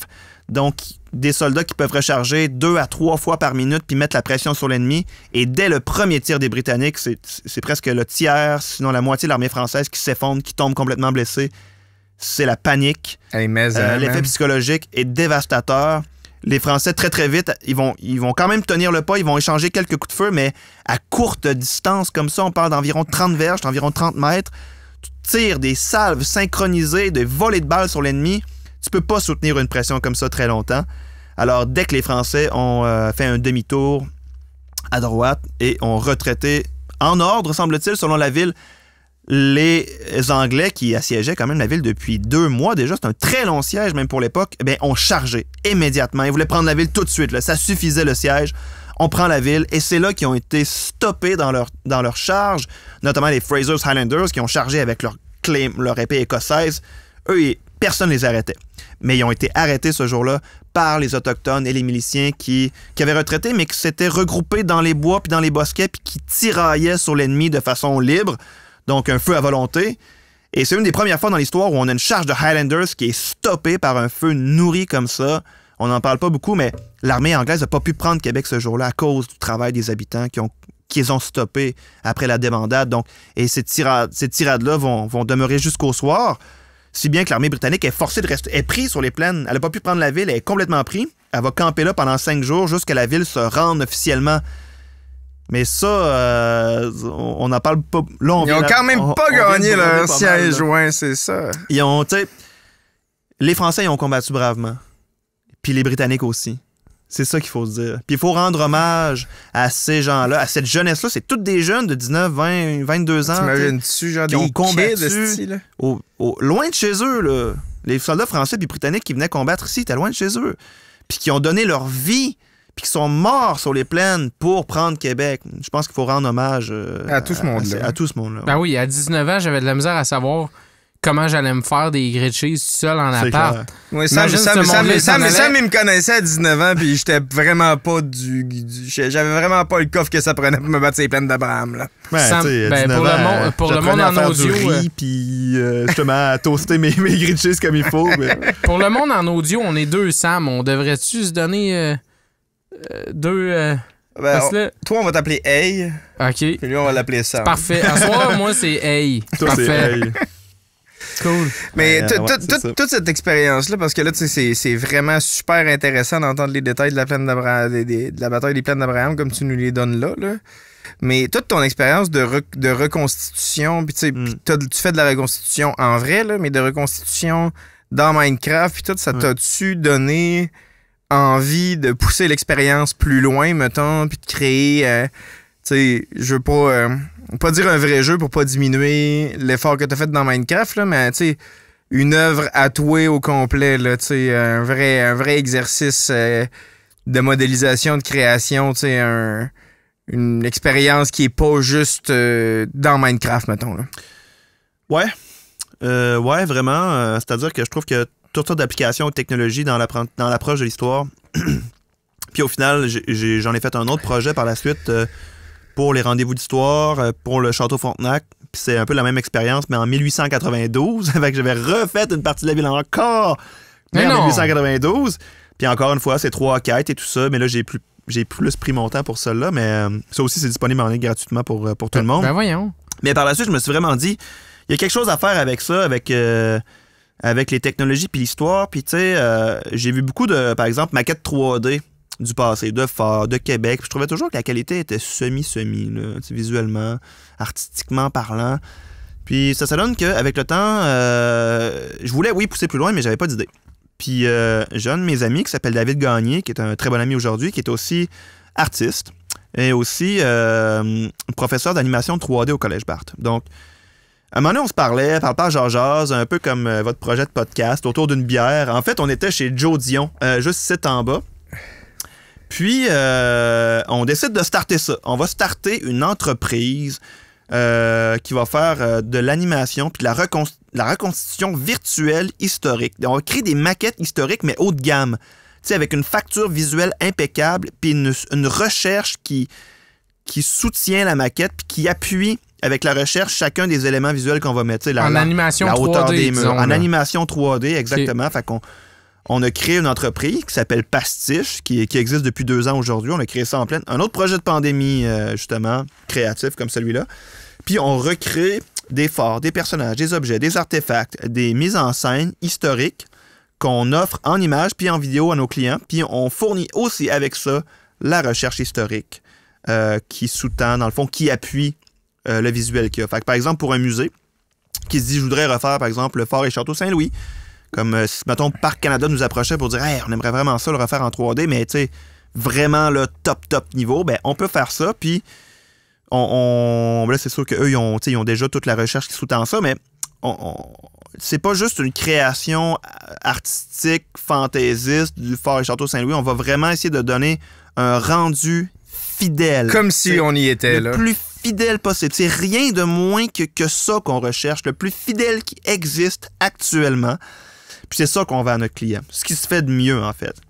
Fait que, on a déjà fait quelques projets intéressants, dont tout le rendu virtuel 3D d'une série dans laquelle j'ai joué à Historia, qui a été diffusée pendant tout l'été 2022, cet été, qui s'appelle Le Trésor de Saint-Castin. On partait sur les traces d'un seigneur acadien du 17e siècle qui est un genre de Rambo, là, super intense. T'as joué là-dedans comme acteur? Là? J'animais l'émission. Ah. 8 épisodes d'1 heure à Historia. Gros projet. Là, Chris, nice. Félicitations. Je savais pas. Merci. Tu iras voir ça. Là, en fait, ça va être rediffusé cet hiver. On espère dans le temps des fêtes là, pour avoir des bonnes cotes d'écoute. Mais j'ai littéralement co-animé avec un autre historien qui s'appelle Billy Rio. Cette série-là à Historia, ça, c'était comme un beau pic dans ma carrière, une belle reconnaissance. Sérieusement, oui. Là. Mais tu sais, en plus de l'animer puis de fournir mon expertise comme historien pour partir sur la quête, parce que le gars, il aurait laissé un trésor, en tout cas, puis c'est pas un mythe, lui, on a vraiment retrouvé des pièces d'or du 17e siècle. Ah, c'est fou, là, comme histoire. Mais avec Pastiche, on a eu le contrat aussi de refaire tout le rendu virtuel de l'émission. Donc, l'habitation du sieur de Saint-Castin, qui est un village abénaki et français. Un fort français qui a été détruit en 1674, le fort Pentagouet, qui a été complètement rasé par un corsaire hollandais. Une histoire de fou. Un autre fort britannique qui a été dévasté en 1696 par Saint-Castin et ses alliés et Pierre Lemoyne d'Iberville, un batelier, un capitaine français célèbre aujourd'hui. Donc, toutes des scènes qu'on est allé chercher l'information, puis ça nous a donné une belle visibilité parce que ça passe à Historia et tout ça. Fait que... des beaux projets qu'on a faits. On a recréé des fortifications de Québec, la redoute du Cap-Diamant pour un homme qui s'appelle Larry Gisbrecht. Je sais pas si je prononce bien son nom, mais on l'a jamais rencontré. C'est juste un ami Facebook qui nous a mandaté. C'était comme notre mécène. Il nous a payé pour créer des maquettes parce que le gars, c'est un tripeux. Puis il a de l'argent, hein, puis ça lui tente d'avoir une maquette 3D. Puis on fournit ce service-là pour des particuliers ou pour des musées ou même des émissions. Ah ouais. Fait que tu sais, oui, pour répondre à ta question... Qui te paye pour faire des maquettes, toi? Personne. Moi, je fais mes maquettes, puis justement, j'essaie d'avoir des subs pour, mais il n'y a personne qui m'en donne. Mais tu sais, c'est un peu comme vous avez combiné vos talents pour créer quelque chose de nouveau, d'original, d'intéressant, puis qui vient combler peut-être un besoin. C'est quelque chose qui se fait pas, vous l'avez fait, vous avez identifié un besoin, vous travaillez pour le combler. Nous, c'est pareil. Moi, je fournis la recherche historique. David, c'est l'artiste 3D, c'est lui qui fait les maquettes. Puis ensemble, la communion entre les deux crée quelque chose de complètement nouveau. Là, on crée des choses magnifiques. Plus que la somme de vos deux talents, finalement. Là. Exact. C'est très bien dit, Pascal. Je crois à cette idée-là, moi aussi, que c'est plus que la somme des deux talents. C'est vraiment un troisième truc qui est complètement une création nouvelle. Puis au final, on est juste deux gars devant nos ordis. Là. C'est pas sorcier. Là. Tout ce qu'il faut, c'est être débrouillard, puis trouver quelque chose, puis avoir un projet, puis se lancer, puis y croire. S'il y a quelqu'un qui cherche la recréation musicale de l'époque, moi, je lâche le podcast. Puis je me cherche un mécène comme toi, là, puis comme les tiens que tu... oui, je peux... Commence par gérer notre projet, tu verras si t'embarques sur celui ça me donne envie de quitter tout cela, là. Ah non, ouais. C'est une joke. C'est la dernière émission aujourd'hui. C'est la dernière émission aujourd'hui. Je vais me trouver des mécènes qui veulent entendre de la harpe. Non, mais c'est un point vraiment cool que t'amènes là, puis c'est essentiellement un peu ce qu'on recherche comme genre d'apport ou de conversation, tu sais. comment tu trouves des nouvelles idées ou comment ça émerge des nouvelles idées. Tu sais, à la limite, c'était rien que toi et puis ton chum en train de prendre une bière puis faire hey, Chris, t'es capable de faire des astis de cool affaires en 3D puis je connais des affaires sur l'histoire en asti. On dit comme, hey, t'as-tu vu telle affaire? Genre, tu trouves-tu que c'est de la merde? Tu sais, tel truc, c'est cheap. Il me semble que tu pourrais faire mieux que ça. Je pourrais faire mieux que ça. Il dit, crime, on devrait faire de quoi? Tu sais. C'est souvent ça, créer une entreprise ou créer un projet. Tu identifies un besoin, tu dis, je pourrais combler ce besoin-là, je pourrais faire de quoi, je m'insérer dans ce creux-là, puis même si c'est un besoin que toi t'as, tu sais. Parce que si t'as besoin de ça, toi, personnellement, les autres aussi, tu sais, il y en a d'autres parce que moi une valeur à laquelle je sais pas si je peux dire une valeur, mais une idée à laquelle je m'accroche fort, là, c'est la médiocrité, tu sais. OK. Ça a l'air cheap de même, là. Mais, tu sais, ou le principe copernicien, là, ça a l'air plus fancy. Explique-moi ça. Là. L'idée, c'est que, tu sais, la Terre puis l'humanité sont pas spéciales, tu sais, de point de vue cosmos, là. C'est un préjugé qui est utilisé beaucoup en recherche en astrophysique puis tu sais, en sciences pures en général, là. Mais c'est un principe qui est très applicable à la vie en général. Genre, si j'ai un besoin ou si j'ai une manière de penser, moi, personnellement, je suis probablement médiocre et ordinaire. Il y a sûrement d'autres mondes comme moi qui trouvent Il y a sûrement beaucoup de monde comme moi qui ont besoin... Pourquoi... Je suis pas spécial. Ouais, je comprends ce que tu veux dire. J'y ai pensé, mais cette idée-là, elle flotte dans l'air. Il y en a d'autres qui y pensent probablement puis qui ils ont juste ou pas l'énergie, ou pas les ressources, ou pas le temps, ou pas... Peu importe, mais ils le font pas. Sauf que, tu sais, si j'ai un besoin particulier, moi, probablement que ce besoin-là est partagé par beaucoup d'autres mondes. Exact. Je suis pas vraiment spécial ou intéressant, tu sais. Ben, je suis vraiment d'accord avec ça, puis j'ai souvent réfléchi à ça. C'est drôle qu'on s'en parle aujourd'hui après comme des années qu'on s'est pas vus, tu sais. Mais j'ai souvent pensé à ça, tu sais. Je me suis souvent dit, par exemple, tu sais, tantôt on parlait des professeurs qui ont une influence sur nous. Moi, au début, je voulais devenir professeur parce qu'à un moment donné, j'étais au secondaire, puis tu sais, je m'aimais pas. Imagines-tu le gâchis? Comment? Imagines-tu quel gâchis ça aurait fait? Ah, c'est clair. Je sais pas qu'est-ce que j'aurais fait aujourd'hui si j'avais pas croisé ces personnes-là, mais tu sais, j'étais un étudiant, comme tous les étudiants, tu sais, au secondaire. Tout ce qui m'intéressait, c'est d'aller chiller avec mes chums, puis de lofer mes cours, puis je commençais à le faire pour vrai, surtout au cégep et tout. Puis en fil de mon parcours, j'ai rencontré quelques personnes qui m'ont vraiment intéressé à l'érudition. Tu sais, pourquoi est-ce important d'apprendre de ce monde-là? Ah, absolument. Écoute, rencontre, il y a un avant puis il y a un après Pascal. Là, c'est sûr. Là, ma vie a changé complètement. Là. Non, mais surtout des professeurs, puis dans mon cas, des professeurs de littérature, des professeurs de français, assez étrangement. Puis j'étais impressionné par ces gens-là qui savaient tout, qui étaient super ouverts, qui étaient brillants. Puis j'étais comme, soudain, j'avais une envie, puis c'est d'être comme eux. Puis soudain, j'ai comme eu un déclic, puis j'étais comme, dans le fond, je suis vraiment con. Je l'offre mes cours, je m'intéresse à rien, je m'abrutise. Genre, je veux même pas apprendre. Je reste dans mon état d'abruti. Je connais aucune des réponses aux questions que je me pose dans ma tête. Puis eux, ils savent tout. J'étais comme, c'est ça, se développer, c'est d'apprendre juste pour soi. Puis je me suis dit, si moi, j'ai été touché par des professeurs comme ça, puis ça a complètement changé mon parcours, parce qu'après, je suis devenu... Ben, je me suis pas mis à avoir des A du jour au lendemain, mais je me suis mis à m'intéresser à la connaissance, au savoir, juste pour le savoir, juste pour moi-même. Mais t'as un tempérament d'autodidacte, là. Ouais, vraiment. Il y a beaucoup de choses sur le marché du travail que j'ai dû développer par moi-même. Puis malheureusement, c'est parce que je trouve que les études en histoire nous préparent un petit peu mal pour le marché du travail, de l'histoire. Fait que ça, on pourrait en parler. Mais tu sais, je me suis souvent dit, moi, voilà une personne qui a eu un impact tellement positif sur ma vie, je dois pas être le seul. Tu sais, puis on s'en est parlé tantôt. Il y a plein de gens qui rencontrent des professeurs qui, comme ce professeur-là m'a marqué. Fait que moi, je me suis dit, mon choix de carrière, qu'est-ce que je veux faire dans la vie? Marquer du monde. J'aimerais ça changer des destins comme ça, moi aussi, tu sais, avoir un rôle. On cherche tous à avoir un rôle important dans la vie des autres ou dans l'univers dans lequel on vit. Je me disais, voilà un rôle important. Puis j'ai jamais été professeur, finalement. J'ai jamais trouvé de job.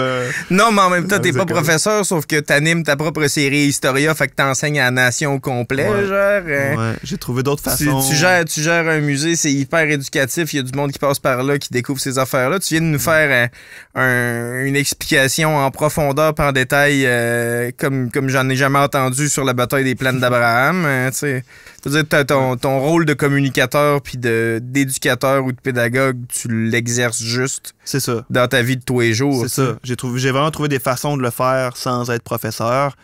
Puis en fait, je me suis toujours dit, tu sais, l'histoire, c'est un sujet très, très, très académique, très pointu, qui peut être très indigeste aussi, tu sais, pour monsieur, madame, tout le monde. Ce que j'ai jamais trop compris pourquoi, parce que, tu sais, je veux dire, on fait rien que ça, se compter des histoires tout le temps, tu sais. C'est clair. T'es avec clair. tes vieux chums, 90% d'une conversation, c'est parler des affaires qui se sont passées avant, tu sais. Mais c'est ça Ouais, qu'on c'est fait vrai. en ce moment. Ouais, on parle de l'histoire. exact, On parle fait rien que d'histoire. compter ouais, c'est ça, on fait rien que parler d'histoire, tu sais. Ouais, totalement. Mais, fait que je me suis dit, il y a un travail de vulgarisation à faire.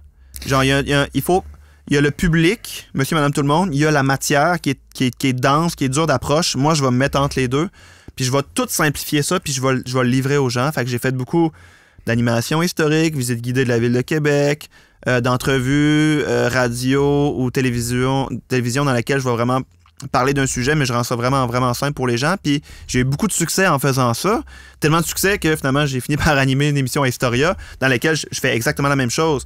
Puis les gens me le disent souvent, ils disent, t'es bon pour vulgariser l'histoire. Puis je suis comme, parfait, c'est la compétence professionnelle que je développe depuis 10 ans. Mettons, si j'en avais une à nommer, c'est la vulgarisation historique. Puis il y a un réel besoin dans notre société pour ça. Il y a beaucoup d'historiens qui vont demeurer dans ce qu'on pourrait appeler une tour d'ivoire universitaire, qui vont persévérer à aller en maîtrise, en doc, en post-doc, qui vont donner des conférences, qui vont faire plein de choses, mais ils ont de la misère à connecter avec le public. Et dans leur chambre d'écho, tu sais. Où ils vont produire des œuvres, mais ça va être des œuvres savantes pour un public savant qui est dans le fond une espèce d'élite sociale. Moi, je m'intéresse pas vraiment à ce domaine-là. Je vais vraiment m'adresser à monsieur, madame, tout le monde. Limite même aux enfants.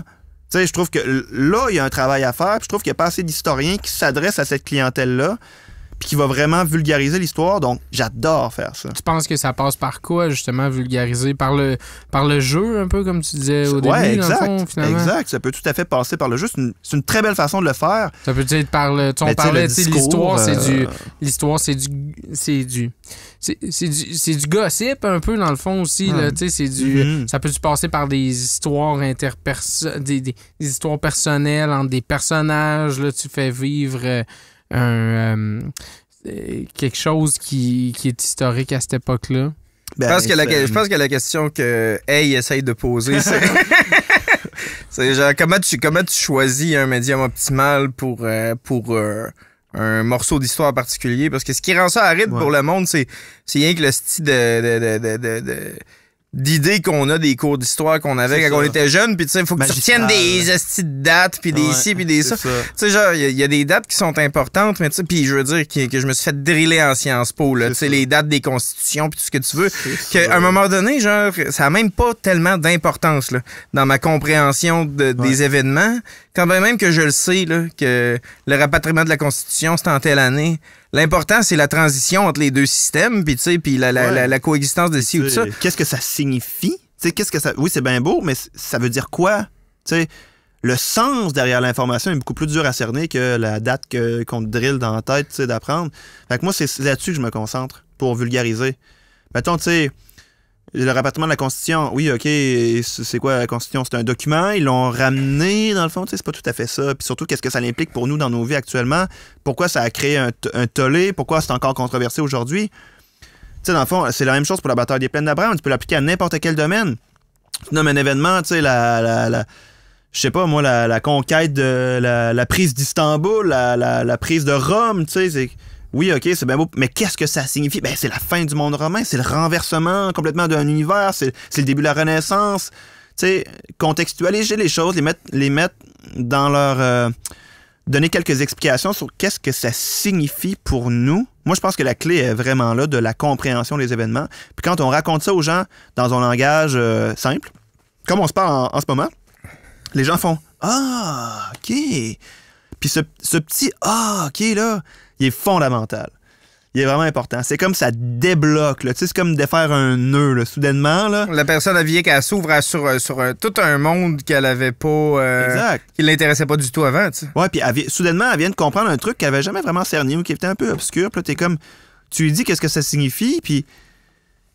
Tu sais, par exemple, la bataille des plaines, qu'est-ce que ça signifie, la bataille des plaines d'Abraham? Ben, c'est après la bataille des plaines d'Abraham, les Anglais prennent Québec. T'sais, ils rentrent dans Québec pour la première fois depuis 150 ans après la bataille des plaines d'Abraham. Ils prennent la ville de Québec, puis ça n'a jamais changé par la suite. C'est ça que ça signifie, la bataille des plaines. C'est... Fait que, tu sais, il y a beaucoup de gens qui ont eu tendance à le minimiser à travers le temps en disant « Oui, mais la bataille des plaines d'Abraham, c'est pas ça qui a déterminé le sort de la Nouvelle-France. » OK, certes. Mais c'est un moment majeur. Ah ouais, c'est central. central. Parce qu'ils ont gagné la bataille, c'est parce qu'il y a des événements qui découlent de ça, qui vont tout changer. Puis c'est les Anglais qui rentrent dans Québec, puis les Français en reviennent pas de voir ça. Tout le monde comprend à ce moment-là que l'histoire est en train de changer. Fait que c'est ça que ça signifie, tu sais. Fait que ça, quand tu l'expliques aux gens, ils sont comme « Ah ben oui, ah ben oui, c'est clair. Ah, tu sais, OK, je comprends. » Fait que moi, c'est ça que j'essaie d'aller chercher. Puis souvent, ben comment je choisis, mettons, mon média, ben... Tu sais, moi, je travaille comme historien, c'est-à-dire que je fournis un service, je fournis une expertise, je fournis une explication, tu sais, ou des conseils pour des musées, des choses comme ça, un service de consultation. Mais quand je fais les entrevues, c'est le client qui choisit le média. Si on me demande de commenter, par exemple, la découverte d'une fortification qui s'est faite à Québec il y a quelques années, ça s'est fait, ils ont découvert des bouts de bois, puis on dit « Ah, c'est la fortification de 1693 de Josué Dubois Berthelot de Beaucourt, un ingénieur du 17e siècle. » Oui, ce gars-là. C'est ça. Fait que là, j'ai... Je pensais à lui un matin en prenant ma douche. Justement. Ben, qui ne pense pas à Josué Dubois Berthelot de Beaucourt en prenant sa douche ce matin? Et si vous le faites pas, qu'est-ce que vous faites d'autre? Je ne sais pas. Mais grosso modo, c'est un ingénieur important qui a designé les fortifications de Québec au moment où ça devient assez important. Puis tu sais, dans le fond, ces quelques bouts de bois-là, trouvés dans le sol, c'est rien, mais... Qu'est-ce que ça signifie? Ben, ça signifie... Les premières fortifications. Exact, puis qui étaient quand même assez grandioses, là, avec ce qu'on appelle des fraises. C'est-à-dire que c'était un rempart de bois, puis sur le top, t'avais comme des pics, des pieux genre affûtés qui pointaient vers la campagne. Fait que tu peux pas escalader, tu sais. C'est quand même assez violent là, quand tu y penses. Ils appellent ça des fraises à l'époque. Il y a toujours du beau phrasé. Les éléments de fortification, c'est toujours bien fancy, mais dans le fond, c'est ultra violent. Des astis de pieux, essaient de grimper dessus, genre tu te blesses là. Ça t'empale bien raide, là, mais c'était des fortifications massives qui sont complètement disparues aujourd'hui, puis dont il reste des traces. Fait que c'est ça que ça signifie pour nous. C'est notre passé, c'est notre histoire, puis ça mène à d'autres projets par la suite. C'est-à-dire, aujourd'hui, ils ont vraiment marqué, là, quand tu marches sur la rue Saint-Jean, puis tu montes, mettons, de la porte Saint-Jean jusqu'à la basilique cathédrale, puis le place du marché, ben, tu vois des marquages au sol. Ah, mur de 1712, mur de 1693, mur de 1690. Parce que ça s'est élargi tranquillement, pas vite. Exact, ça s'est élargi. Mais étrangement, à certaines périodes, ça s'est rétracté. Mais il y a quand même 150 ans d'histoire qui se sont passés entre la fondation puis le moment où ça a été conquis. Exact. C'est long en tabarnak, 150 ans, là, je veux dire. Québec a été attaqué souvent.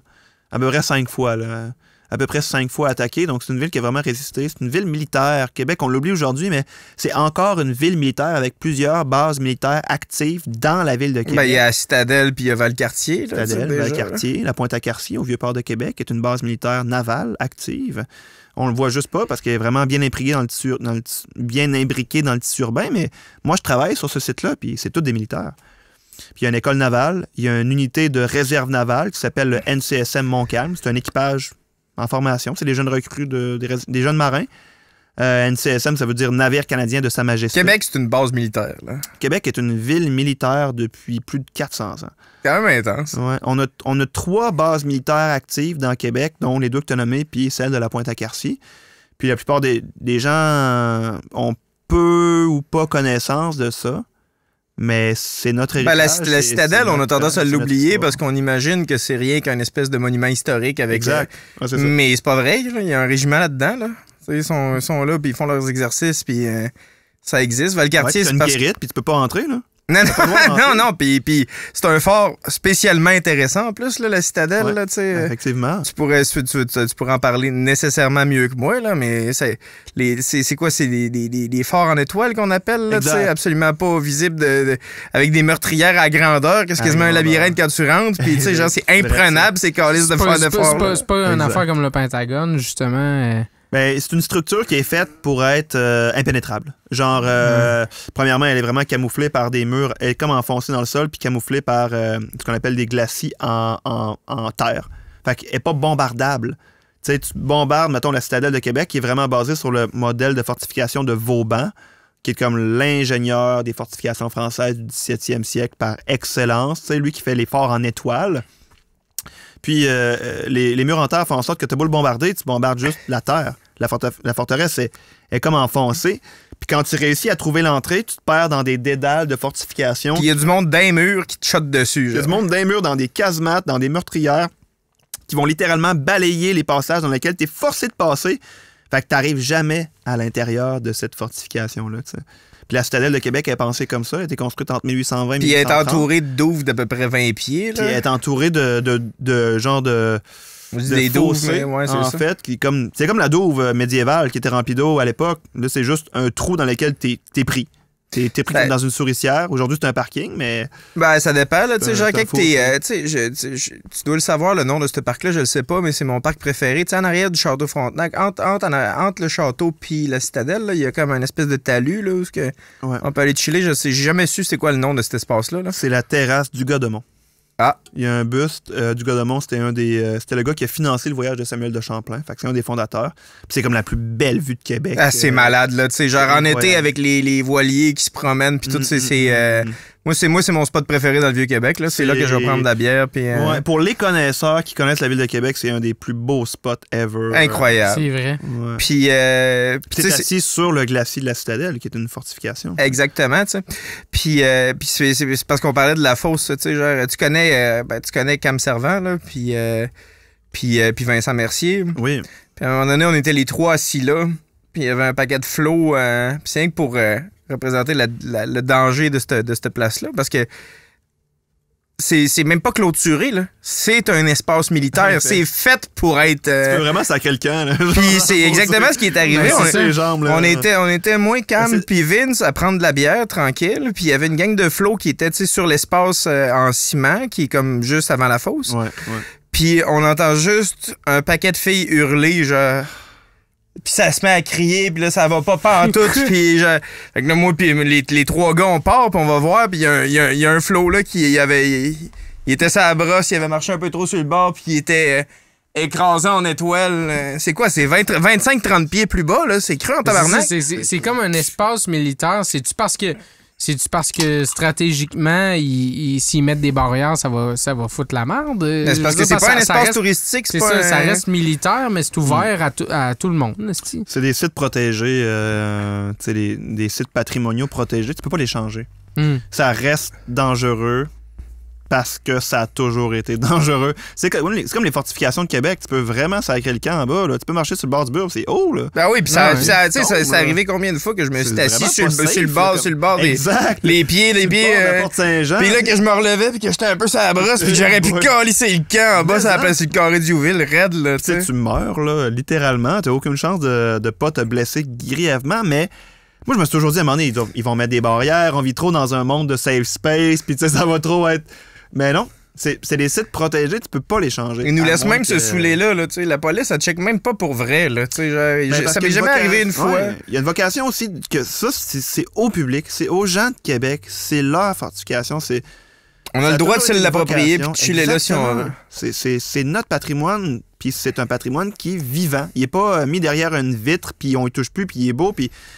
Il se dégrade, il est rénové, il y a du monde qui brosse dessus, qui tombe des fois, tu sais, puis c'est ça. Tout le monde qui l'écoute, le flow qui est tombé dans la fosse, on a appelé la police, puis l'ambulance est arrivée, puis à ma connaissance, il est en vie, puis il est pas paraplégique. Là. Il est en vie ce soir-là, mais il est mort du sida 2 semaines après. Pour aucune raison reliée, c'est ça, exactement. Mais ouais, c'est ça, on a le droit de se ramasser dans ces espaces dangereux-là, puis de les habiter, puis d'en faire ce qu'on veut. D'en faire ce qu'on veut, exact. Puis tu sais, c'est vraiment... C'est le fun qu'on ait ces fortifications-là pour s'asseoir, pour chiller, pour des lieux de rencontre. Tous les gens qui ont vécu à Québec ont des souvenirs avec les fortifications de Québec. Puis on est la seule ville en Amérique du Nord qui a encore ces fortifications. Aujourd'hui, au nord du Mexique, ça n'existe plus, sauf Québec. Il y en a-tu beaucoup d'autres qui en avaient? Pas mal. La plupart des villes coloniales avaient des fortifications. De cette ampleur-là, mettons? Pas de cette ampleur-là, nécessairement. Parce que là, c'est des hosties de murs qu'on a à Québec, quand même. Là. C'est des mais avant murs, qu'on s'embarque dans d'autres choses, là, il y a autre chose que nos fortifications ici à Québec, qu'on peut en faire ce qu'on en veut. C'est notre émission aussi, qu'on peut en faire ce qu'on en veut. Puis moi, je prendrai un break. Yes. OK. C'est la pause publicitaire. On fait ce qu'on veut, on prend un break. Je suis content d'avoir persévéré. J'étais pas sûr là, au début de faire carrière là-dedans. Okay.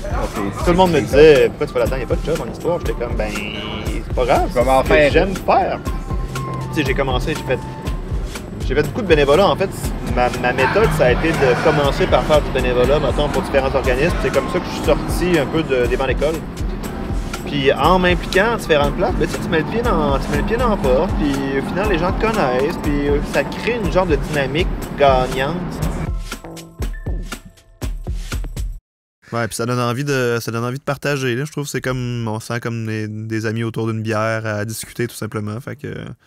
Ben, c'est ça le but, tu sais, genre avec le divan puis tout le kit, là, tu sais, quand même, on l'oublie vite, là, qu'il y a des micros autour de nous autres, puis que c'est checké, on fait rien que... On fait rien que profiter du moment, là. Absolument. Tantôt, on parlait de reconstitution virtuelle, puis de ludification, de l'apprentissage de l'histoire, puis de plein de beaux projets, mais il y a un projet dont je suis particulièrement fier dans la vie, puis que je trouve qui m'a permis professionnellement souvent de rentabiliser cette compétence-là. Puis, tu l'évoquais un peu tantôt, mais la reconstitution historique, mais vraiment pure et dure, là, c'est-à-dire... la reconstitution historique, c'est un loisir que je fais actuellement puis que je trouve qui gagne à être connu puis qui est comme un club social de groupe de personnes qui se regroupent pour reconstituer la vie des gens d'autrefois. En l'occurrence, nous, on incarne une troupe de Compagnie franche de la marine. C'est des soldats coloniaux, dans le fond, en Nouvelle-France, à la fin du régime français. Puis, pour moi, je me suis intéressé à ce loisir-là parce que je faisais de l'animation en costume. Puis quand j'ai vu les reconstituteurs historiques qui avaient des costumes vraiment sués à la coche, là, comme on dit, ben j'ai cherché à voir comment ça marchait puis à joindre ce groupe-là. Puis au final, je me suis rendu compte qu'avoir des uniformes qui sont vraiment historiquement très fidèles avec le bon matériau, le bon nombre de boutons, la bonne coupe, c'est vraiment cher. Puis il faut que tu fasses faire ça sur mesure par des couturières ou couturiers professionnels. Fait que là, à l'époque, je venais juste de rencontrer ma nouvelle conjointe, Bianca. Puis... on la salue. Que je salue. Salut. Puis je lui ai dit, toi, tu sais coudre, je pourrais coudre mon uniforme, tu sais, puis tu pourrais coudre mon uniforme, puis dans le fond, ça me coûterait vraiment moins cher. Qu'est-ce que t'en penses? Elle a dit non. Non, je ne vais pas faire ça. Là, j'étais comme, OK, ouais, t'as raison, dans le fond, c'est un plan de fou. Puis elle fait, toi, tu vas faire ça. Je suis comme, hein, de quoi tu parles? Elle dit, tu sais pas coudre, mais je vais t'apprendre à coudre, puis c'est toi qui vas le faire. Je vais te montrer comment faire. Je vais te guider pendant toutes les étapes, mais c'est toi qui vas le faire. Fait que là, j'étais comme, OK. T'as appris à pêcher. Coudre, mais genre, tu sais, je serais pas bon. Puis au final, elle m'a montré à coudre et j'ai adoré ça. J'ai adoré tellement ça que je me suis mis à coudre, après avoir fini mon uniforme, à faire un autre uniforme, une autre affaire, puis des habits de plus en plus historiquement fidèles, puis même jusqu'à créer mon propre groupe de reconstitution, dont Bianca fait partie, mais aussi David, mon artiste 3D pour Pastiche, puis plein de mes amis, le groupe qui s'appelle Les Fabricants d'Histoire, puis on fabrique tous nos vêtements, puis on a initié tout le monde genre à cet amour de la couture historique, qui est un loisir super créatif, en fait. Puis même j'ai même fait des ateliers devant public puis des conférences sur le vêtement historique puis sur comment confectionner des vêtements d'époque. Puis ça m'a donné une grosse visibilité médiatique, mais aussi un succès professionnel parce que je suis devenu comme un spécialiste du vêtement historique, puis j'ai fait des entrevues à Radio-Canada, puis ils sont même parfois venus chez moi ou la Ville de Québec pour faire des capsules télévisées. Puis, dans le fond, découvrir ce passe-temps-là, comment ça marchait. Fait que, tu sais, ce truc-là, c'est vraiment catchy, c'est vraiment intéressant. Puis, il y a peu de gens qui le connaissent au Québec. Puis, ça aussi, ça a été quelque chose que j'ai vraiment plus développé dans les dernières années, notamment pendant la pandémie, donc qui est un autre beau projet. As-tu participé, par exemple, aux Fêtes de la Nouvelle-France? Je suis l'historien officiel des Fêtes de la Nouvelle-France depuis 2019, à tous les ans. Donc, c'est moi qui fournis toute la documentation historique pour les activités, les animations. Fait que ça, c'est un des travaux que je fais en parallèle, justement. Puis que mon expérience me permis de développer comme partenariat. Fait que oui, je suis super impliqué là, dans chaque festivité. Puis non seulement je travaille pour les Fêtes de la Nouvelle-France, mais aussi j'y vais avec ma blonde puis avec mon garçon, qui possède aujourd'hui maintenant aussi ses vêtements historiques que j'ai cousus. Je suis allé loin pas mal, mais je dois dire que c'est vraiment plaisant. Puis les gens sont fascinés. Tu leur montres un vêtement, mais comment c'est fait, puis sous toutes les coutures, là, tu leur montres à l'intérieur, puis ils sont fascinés. Parce que tu le fais avec les mêmes techniques qu'à l'époque ils le faisaient? Ou... Ouais, aujourd'hui, j'essaie de le faire le plus possible comme ça. Même coudre à la main. Mais tu sais, c'est long, c'est moins solide aussi. On va avoir tendance à faire des choses à la machine par commodité, mais somme toute, tu sais, quand tu finis avec un habit qui est fait avec un patron d'époque qui est fait sur mesure pour toi, c'est vraiment pas un costume d'Halloween, là. Genre, tu le vois tout de suite que c'est du vrai vêtement, là. Ouais, que c'est un vêtement, tu sais, c'est pas un déguisement, c'est un vêtement d'époque que tu fais. Puis quand il y a des événements historiques qui existent au Québec pour découvrir ce loisir-là, notamment sur les plaines d'Abraham, tous les 11, 12, 13 septembre, à chaque année, c'est la journée historique sur les plaines d'Abraham. Il y a plein de reconstituteurs comme moi qui y vont pour incarner les soldats français ou même britanniques. Puis on fait des démonstrations. On va plus loin que juste le vêtement, là. On établit tout un camp, comme au 18e siècle. Là. On se fait des repas d'époque. On a des noms de guerre, comme les soldats à l'époque, parce que tous les soldats au 18e siècle dans l'armée française avaient un surnom, qui est un nom de guerre. Parce que des Bertrand ou des Jean ou des Jacques ou des Pierre, il y en avait des centaines dans l'armée, même qui possédaient le même nom de famille. Fait qu'il fallait différencier. Fait qu'on t'appelait, par exemple, La Force, La Framboise, Brin d'Amour, Trompe-la-Mort, Va de bon cœur. C'est tous des noms de guerre français. Moi, le mien, c'était Brise-fer dans le temps, parce que j'étais vraiment maladroit. Mais puis après ça, on fait des démonstrations de drill militaire puis de tir au fusil avec la poudre noire réelle. Parce que j'ai aussi mon arme à feu à la maison, puis mon épée, puis ma baïonnette. Puis on va vraiment charger comme à l'époque. Fait qu'on va jusque-là. Là. Avec de la vraie poudre... Avec de la vraie poudre noire. Fait que c'est dangereux. Mais la seule différence, c'est qu'on met pas de balles. T'sais, on met pas de projectiles.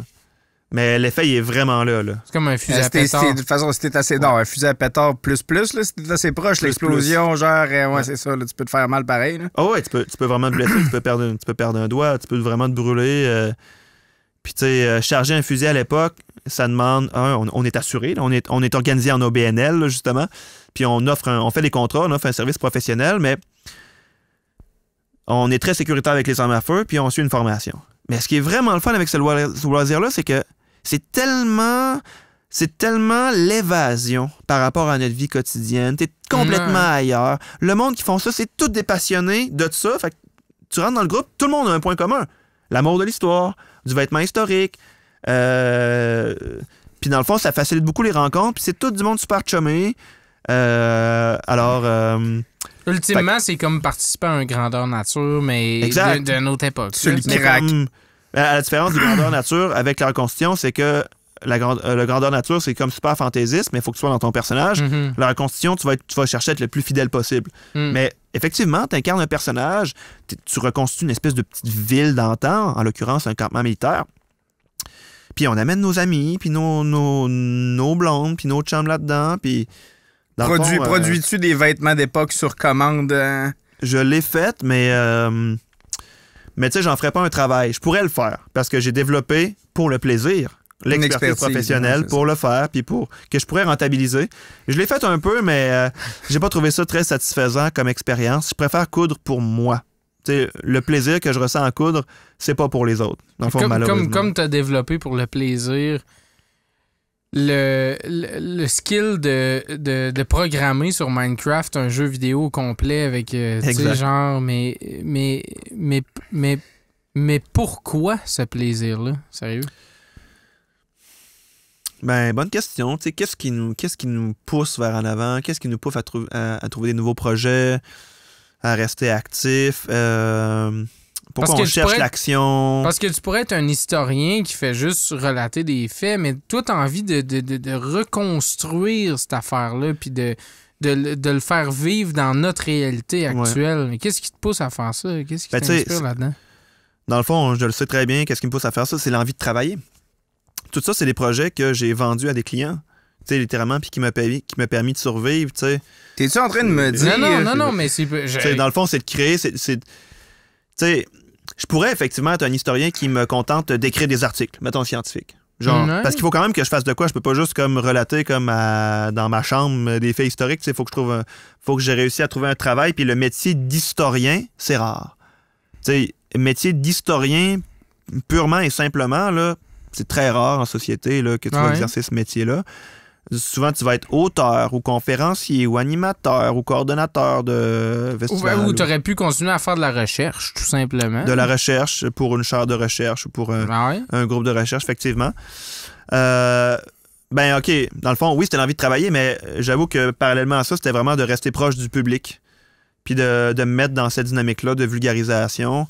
Donc, de pas faire un travail qui est purement académique, qui s'adresse à une élite sociale, mais je voulais vraiment parler aux gens, voire même aux jeunes, qui est un public qui m'intéresse encore beaucoup aujourd'hui. Quand je fais des jeux comme Minecraft, qui est, comme vous l'avez dit tantôt, qui est carrément un jeu vidéo en soi, là, tu télécharges ça, puis c'est clé en main, là. Tu sais, t'as des nouveaux skins, tu fais des quests, t'apprends l'histoire, puis tout ça, c'est gratuit, c'est super. Tu sais, ce qui me drive de faire ça, c'est que pendant tous ces projets-là, je pense aux jeunes qui vont le découvrir, puis qui sont comme moi des gamers. Puis je me suis même si j'avais vraiment pas beaucoup de temps, mettons, pour faire Minecraft 759, je me suis amusé à aller beaucoup plus loin que ce qui est visible dans le jeu. C'est-à-dire que, comme dans un jeu comme dans Grand Theft Auto, par exemple, tu pognes des véhicules, ils ont tous des skills différents. Il y en a qui vont vite, il y en a qui sont plus lourdeaux. Des fois, tu pognes un véhicule, il est vraiment rapide, là, ça doit te garder longtemps. Tous les gamers vont savoir de quoi je parle. Dans Minecraft 759, il fallait que je fasse apparaître des chevaux à différents endroits parce que je me dis, la ville est tellement grande, logistiquement, c'est long marché. Je vais faire spawner des chevals. Tant qu'à les faire spawner... Mais en faire des différents? Je vais en faire des différents. Genre, puis il y en a que je vais donner des noms. Parce que tu peux aussi leur donner des genres de name tag flottants. Fait que là, le nom, il apparaît du cheval. Fait qu'à certaines places, cachées dans la carte, là, c'était pas publicisé, mais moi, je me suis pris un malin plaisir à faire ça. J'ai mis certains chevaux qui sont vraiment rapides. Dont un qui s'appelle genre Bucéphale. Bucéphale, c'était le nom du cheval d'Alexandre le Grand. C'est comme un cheval mythique, légendaire. Bucéphale, il est caché quelque part dans le Vieux-Québec, puis tu le traverses vite en calice. Hein? Bucéphale, c'est le cheval dans Minecraft Québec 759 qui est le plus rapide de tout le jeu. Je le donne aujourd'hui là, en exclusivité sur votre podcast à vous autres, les gars. Je l'ai jamais mentionné en entrevue. Genre de cheat code. Ouais, puis j'ai même caché dans la map aussi des genres de Easter eggs. Tu sais, des genres d'informations cachées. Par exemple, à un endroit caché dans la carte 1759, il y a la tombe de Samuel de Champlain. Alors que aujourd'hui, c'est un des grands mystères de la ville de Québec. On sait que Samuel de Champlain a été enterré à Québec. On le sait où ce qu'elle est, dans la cave du sacrilège. Ben, en fait, on le sait pas. On n'a jamais véritablement prouvé. C'est une vraie légende, ça? Non, mais quand tu descends dans l'escalier des toilettes du sacrilège, il y a une espèce de faux cercueil, là, genre, puis il est écrit une petite plaque comme quoi que c'est la tombe de Samuel de Champlain. Mais ben OK, mais oublie ce que je viens de dire. Écoute, elle là. Non, moi, je veux la vérité. Non, je veux la vérité. On a un historien ici, ça n'a pas rapport ce qu'il dit, lui, là. Non, mais c'est vrai, ce que je dis. Mais... Ça se peut pas. Ben, en fait, on n'a jamais retrouvé sa tombe. C'est ça la vérité. Donc, on ignore où il est enterré. Mais dans Minecraft, je l'ai mis. Puis il y a vraiment une tombe avec un crâne, que j'ai mis un name tag qui s'appelle Champlain. Puis à côté, il y a un livre qui explique félicitations, vous avez trouvé genre un des 2 ou 3 Easter eggs dans le jeu. Puis j'en ai caché un autre à un autre endroit complètement inaccessible. Ben, inaccessible. Tu peux y accéder si tu cherches comme il faut, si tu explores la map. Où est-ce que je vais donner des ailes? C'est un ajout dans Minecraft qui a été fait il y a quelques années, mais tu peux avoir des ailes pour voler dans tes maps. Puis j'en ai mis dans le jeu pour que le visiteur puisse apprécier la carte de haut. Avec tout ce qu'il faut pour voler, dont un manuel, un guide d'utilisation. Voici les ailes, pèse sur telle affaire, vraiment. Puis je l'ai fait en anglais aussi. Tu sais, je voulais que ce soit de quoi d'aussi loin que ça. Mais ça, c'était juste pour mon plaisir personnel. J'avais juste envie de créer un jeu vidéo. J'avais toujours envie de faire ça, fait que là, c'était l'opportunité ou jamais. Puis t'avais plein d'idées qui émergeaient de n'importe quelles autres expériences que t'avais eues. Le gaming, exact. Tu sais, que je tirais du gaming. Puis, tu sais, c'est quelque chose qu'on parle pas beaucoup nécessairement aujourd'hui, mais jouer à des jeux vidéo peut devenir une compétence professionnelle que tu peux rentabiliser dans ta carrière. C'est-à-dire que moi, j'ai été testeur de jeux vidéo chez Binox pendant une couple de mois. À l'été, je sais plus quand, là, 2012, genre 13. Ça fait longtemps, là, mais on testait les jeux vidéo, puis en entrevue, je me suis vraiment vendu en expliquant que je jouais beaucoup, j'étais très critique. Tu sais, dans le fond, j'ai pu rentabiliser essentiellement un passe-temps. Un passe-temps qui a souvent été décrié par nos parents comme une perte de temps ou par nos Va jouer grands-parents. dehors, va faire ci, c'est va faire ça. ça. Mais c'est encore mal vu par plein de monde de notre génération, tu sais. C'est de plus en plus démocratisé, le fait de jouer à des jeux vidéo, mais dans les faits, il y a bien du monde qui n'ont jamais touché à ça, là, tu sais. Genre, en fait, comprennent pas que pratiquement 100% de mes ex n'ont jamais touché une manette de jeu vidéo, là, tu sais. Ils comprennent pas l'intérêt qu'il y a là-dedans, puis ils n'ont jamais touché ça. Moi, ça a toujours été... Puis moi, c'est un argument que j'ai que, au-delà des skills moteurs que tu développes, là, parce que, tu sais, ta coordination mains-yeux, elle se développe quand même crissement en jouant aux jeux vidéo, là. Tu sais, mais... de réaction puis de prise de décision. Puis de trouver des indices, puis tout le kit, puis de déduction, puis de spotter des patterns, puis tu sais, name it, tout un paquet de cossins de même. C'est de la stimulation intellectuelle. Mais c'est aussi une forme d'œuvre littéraire à 100%. Là, tu sais, il y a des jeux en masse que j'ai traversés exclusivement parce que l'histoire m'intéressait, tu sais. Ouais. Il y a des équipes de scripteurs intenses en arrière de ça. T'as plusieurs des narratifs les plus intéressants puis engageants que j'ai traversés depuis toute ma vie, que j'ai traversé dans des jeux vidéo, là. Tu sais, puis des formes de narration vraiment fucked up, là, tu sais, des nouvelles formes de narration, là, tu sais, le monde qui ont joué à toute la série des Dark Souls et compagnie, là. Tu sais, t'arrives dans un monde, t'es laissé là, tu comprends pas, t'as pas d'autre indice que la description des objets. Faut que tu fasses littéralement un travail d'historien. Un petit peu. C'est la première fois que ça arrive, ça. Non, ça veut dire qu'elle achève. Oh, elle n'est pas branchée. Ah, elle n'est pas branchée. Ouais, je pensais que oui, moi. Yup. Ah, il y a eu un semi-problème technique. OK. Yes, c'est fin. Sérieux. Ouf. Tout est réglé. Hey, C'est un épisode des premières. tu t'es Non, levé, mais tu t'es continue ton- levé, puis Hein? tu l'entends pas? Non, mais continue ton point. Ouais? Ouais, continue ton point. Non, mais moi, j'entends de quoi? Demande donc voir. Écoute. Ah ouais, Esti, t'as raison. je le sais, ça sonne. Ça sonne. Ça sonne l'heure du tarot. C'est l'heure du tarot. L'heure du tarot. Savais-tu que t'allais te faire tirer au tarot? Vous faites ça pour vrai? Ah ouais, on tire au tarot, Non, là. non. Ok. Tu le savais pas? Je me demandais vraiment qu'est-ce que vous racontiez. Je Non, me suis non. jamais fait tirer les cartes, je pense Ça va pas, être là. une première, mais ça va être un peu différent parce que pour l'épisode, on tire pas les cartes au complet. Là. Tu sais, on fait pas une lecture complète, comme dirait Ok. Pascal. Il va te l'expliquer comment il fait ça. OK. Ouais, c'est ça, là. Tu sais, il y a plusieurs manières de tirer au tarot, là. Je pourrais tirer ta fortune, mais je pourrais, tu sais, puis je peux juste tirer ta personnalité puis jaser avec toi, sauf que on fait ça short and sweet. Fait que c'est un type de tirage que j'ai développé juste pour le podcast, là. Fait que je vais te demander de collaborer avec moi puis de mettre de ton énergie dans le paquet. Fait que je vais le brasser en premier. On va tirer juste une carte. Puis je vais essayer de la lire, voir si ça résonne avec toi ou Tu pas. crois-tu à ça, Sam? Le tarot? J'ai rarement réfléchi à ça. Fait que je suis quelqu'un qui est très ouvert d'esprit, mais je me suis jamais vraiment demandé si je croyais à ça. Ben, qu'on y croit ou qu'on y croit pas, à date, ça a toujours donné des belles conversations à la suite des tirages au tarot. Ça fait qu'on on l'essaye encore ce soir, voir. Comment ça marche?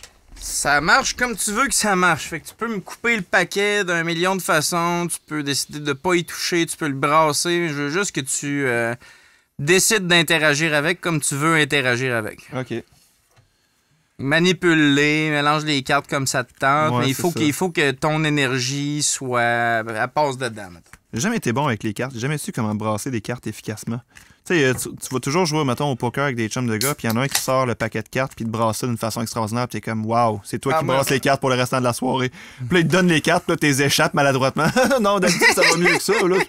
C'est pas si pire que ça, là. C'est juste que là, j'étais un peu rouillé, mais tu sais, dans le fond, j'ai toujours été pourri. Ouais, t'es pas si pire à date, sérieux, ça se passe bien. Ben, en fait, moi, j'ai appris à brasser les cartes comme il faut, parce qu'un de mes chums savait le faire, là, quand j'étais ado. Ouais, c'est ça. Je t'ai vu faire. Puis là, ben là c'est un gros paquet, là. C'est un petit peu difficile de le faire habilement, là. Mais, tu sais, puis je trouvais ça vraiment hot qu'il soit capable de les brasser en pompe, en frou, là, tu sais, genre. Puis il arrêtait pas de me le montrer, puis j'étais pas capable, genre, parce que c'est un move que. C'est comme faire du vélo, là, tu sais, genre, un coup que tu l'as pogné, ça devient tellement évident que c'est vraiment difficile de l'expliquer à quelqu'un, tu sais. Ah ouais? La position des mains, comment il faut que tu fasses, puis la pression, puis tout le kit, tu sais, il y a full de cossins, dans le fond, qui font que t'es capable ou pas de faire ça. Puis le soir où je l'ai pogné, c'était un jour de l'an. On était sur la brosse, genre, on était encore mineurs à Kévion, on avait réussi à louer une chambre de motel. Puis j'étais high en crise. Je jasais avec un de mes chums. T'as pogné un paquet de cartes. Je gossais avec le paquet de cartes, puis à un moment donné, genre, j'ai réussi, tu sais. Et là, mon chum Mick m'a regardé, il a fait « C'est ça! Tu l'as eu, là! » J'ai passé les 7 prochaines heures à brasser ce paquet de cartes-là, genre. Ouais, je pense que c'est ça, là. C'est pas une question que tu l'as eu magiquement cette fois-là puis t'as continué à l'avoir. C'est juste parce que t'as pratiqué pendant 7 heures après. Ouais, je l'ai maîtrisé en esti. Ouais, t'as l'impression qu'il est assez... ouais? Ouais. Parfait, ok. Je pense que oui. On va sortir une carte. La justice. Oh! La justice à l'envers. La justice à l'envers. À la fois, il y a plusieurs éléments à regarder quand on lit une carte de tarot. T'sais. La première affaire, c'est la direction de la carte par rapport à la personne que tu es en train de lire. OK. Fait qu'elle est à l'envers par rapport à moi. Elle est à l'envers par rapport à toi, c'est ça. Fait que ça affecte la saveur de la carte, si tu veux. La justice, c'est une des arcanes majeures du tarot, là, parce qu'il y a... c'est comme un paquet de cartes traditionnel, un jeu de tarot. Tu vas avoir, genre... T'as 4 couleurs, là, puis tu sais, pareil comme les jeux de cartes standards. J'ai d'ailleurs appris à tirer aux cartes avec des jeux de cartes à jouer ordinaires. Là. Fait que tu sais, tu vas avoir des 4 couleurs qui vont aller jusqu'à 13, puis t'as en plus 13 arcanes majeures qui sont des symboles plus forts. T'sais. Je vois. Ça, c'en est un. Être à l'envers par rapport à toi, c'est une des arcanes majeures les plus élevées, c'est 9. Fait que tu sais, genre, c'est fort en symbolique. Ça porte un fardeau supplémentaire. C'est à l'envers par rapport à toi. Mais la justice, c'est un symbole. Puis, tu sais, la carte elle-même, c'est un symbole qui est fort puis qui est régal. Là. Mais elle est inversée. Fait que, tu sais, il y a comme. Puis là, je vais essayer. Là. Je trouve ça un peu plus difficile avec les gens que je connais d'habitude. Mais parce que ça a l'air d'être de la triche ou. Mais il y a une idée de stabilité atteinte,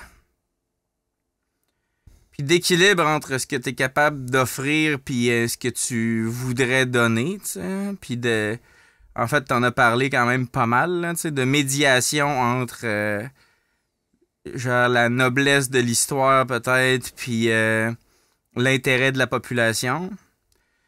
Mais il y a un concept de combat fort et permanent entre cet idéal-là de médiation entre ce que l'histoire est comme perception dans la population puis ce que tu voudrais qu'elle soit ou ce que tu sais qu'elle devrait être. Puis malgré tous les efforts que tu as faits puis que tu continues à faire... C'est un combat que tu sais qui est pas gagné. Tu as énormément de succès, puis il n'y a aucun doute là-dessus. On en a jasé en masse, mais la carte, elle parle pas de ta réalité ou de ce qu'on a parlé. Elle parle de ta perception de ce combat-là. Je vois. Ce combat-là, il est pas gagné dans ton cœur. Malgré les succès que tu as eus, puis ta volonté d'être un médiateur entre ces deux réalités-là, t'es pas dans une position où tu as l'impression d'avoir réussi à concilier ces deux réalités-là. On est dans une position forte, puis c'est stable genre, dans ta personnalité. Là. Tu n'as pas envie de reculer par rapport à ton objectif ou à la mission que tu t'es donnée, mais t'es pas satisfait ou t'es pas convaincu de l'impact que tu as réussi à avoir ou que tu vas peut-être réussir à avoir dans ce rôle-là. Puis il y a un dernier court élément peut-être que je verrais qui est le drap qui tombe vers la lumière. Il y a une envie peut-être genre, ou une envie peut-être de laisser ça aller pour quelque chose de plus simple, mais auquel tu te laisses pas aller, mettons.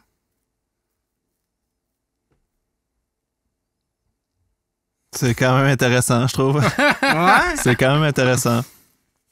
Tu parles de combat intérieur, un peu de sens de l'accomplissement, d'une espèce de lutte perpétuelle vers un idéal qui sera jamais atteint. Puis à la fin de te parler du rideau qui tombe puis de la volonté de, dans le fond, de lâcher prise un peu. Puis je vis ça un peu actuellement parce que j'ai fait beaucoup de choses à droite à gauche comme ça qui m'ont forcé à travailler énormément, soir, fin de semaine, tout en ayant une vie familiale puis une vie de couple qui était parfois difficile à mener à cause d'horaires atypiques.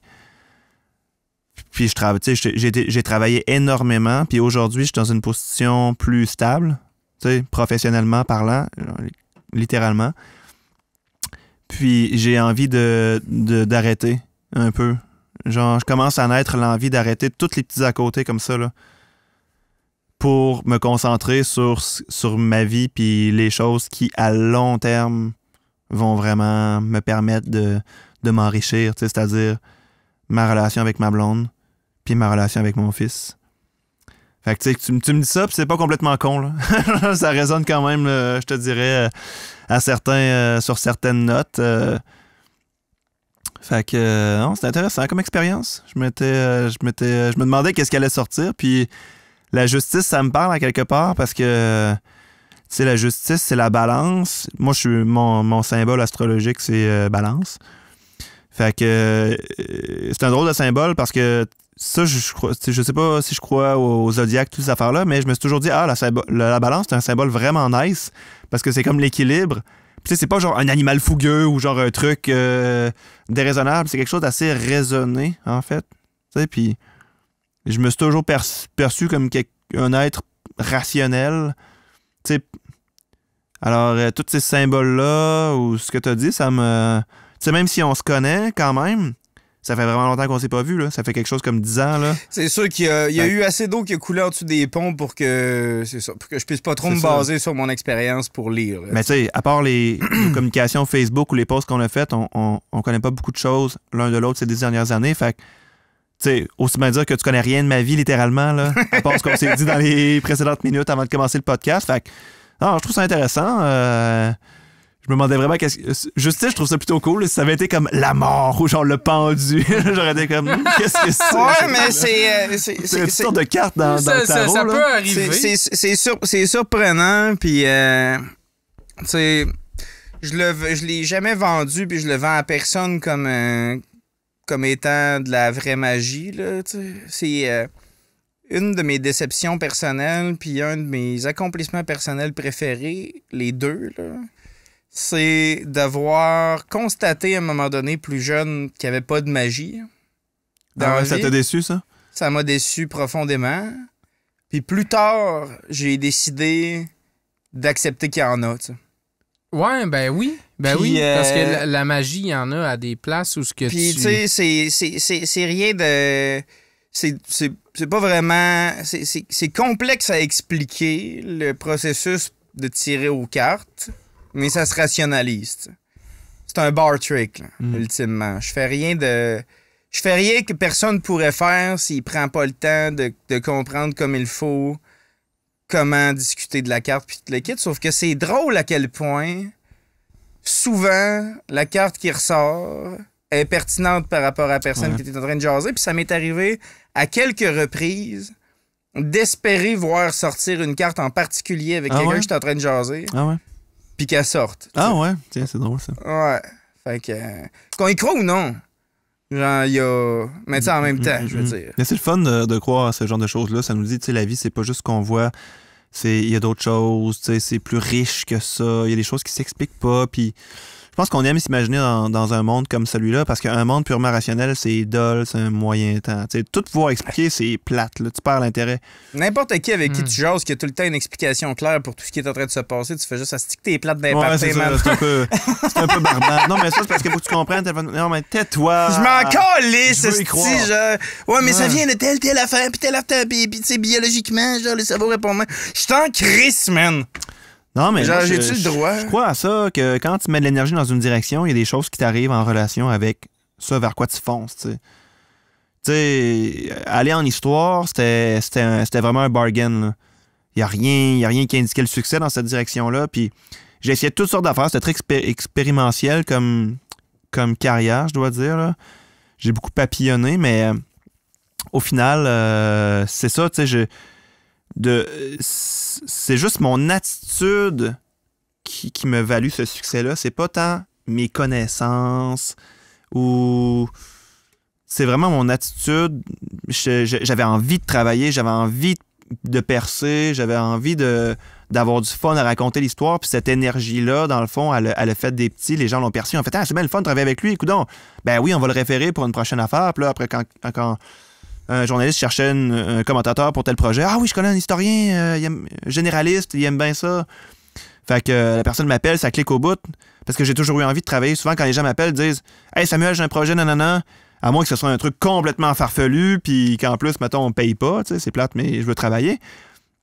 Ben, souvent, j'ai tendance à dire oui, puis me lancer dans des expériences que je connais pas beaucoup, souvent dans l'inconnu. Puis ça mène à d'autres choses, puis ça mène à d'autres choses, puis ça mène à d'autres choses. Puis en fait, ça fait 10 ans que je roule sur des contrats totalement incertains. J'ai aucune idée de ce que je vais faire l'année suivante, mais je travaille, je fais des choses tout le temps. Puis en fait, je suis super occupé. Fait que c'est merveilleux. T'sais. Il y a bien dû quelque chose qui s'est passé quelque part pour que ça me donne ce résultat-là. T'sais, il a fallu que j'y mette beaucoup, beaucoup de volonté, beaucoup de moi. Puis au final... J'ai l'impression que j'ai fait des bons choix, j'ai pas été rat, j'ai pas backstabé personne, j'ai pas essayé de caler du monde, replier sur la tête pour monter puis m'avoir une carrière. J'ai essayé, au contraire, d'être vraiment quelqu'un d'extrêmement transparent, puis d'intègre, mais tu sais... T'as pris ton énergie dans ta passion. Puis j'ai essayé de devenir la personne que j'ai toujours voulu devenir. Tu sais, quand t'es petit, tu te dis « Ah, quand je vais être grand... » je serai pas comme mon père ou ma mère, tu sais, qui est comme ci, comme ça. Je vais être tellement différent, je vais être tellement mieux.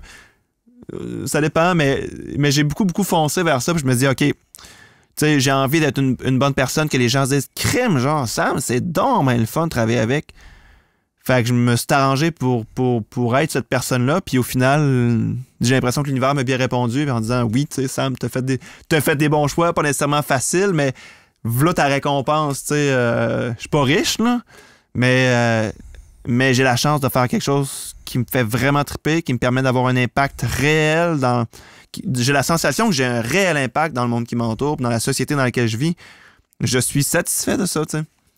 Fait que, il y a pas beaucoup de monde, c'est pas tout le monde qui peut prétendre à ça, je pense, dans la vie, d'avoir trouvé une voie dans laquelle ils s'épanouissent pleinement, puis... je suis content, j'ai poussé le rêve jusqu'au bout, puis aujourd'hui, je suis plus en mode ralentir. Tu sais, je trouve que c'est un accomplissement en soi. De pouvoir prendre un break puis de profiter de ce que tu as réussi à construire. Ouais, me concentrer sur ce qui me fait vraiment, vraiment triper. C'est moins un enjeu d'argent aujourd'hui comme ça l'était autrefois, tu sais. Ou de survie, mais... Tu sais, au début, j'ai fait je faisais un peu n'importe quoi parce que je voulais travailler. Mais, tu penses que ça a pris tout a été payant. Ouais, ça a pris ça. Clairement.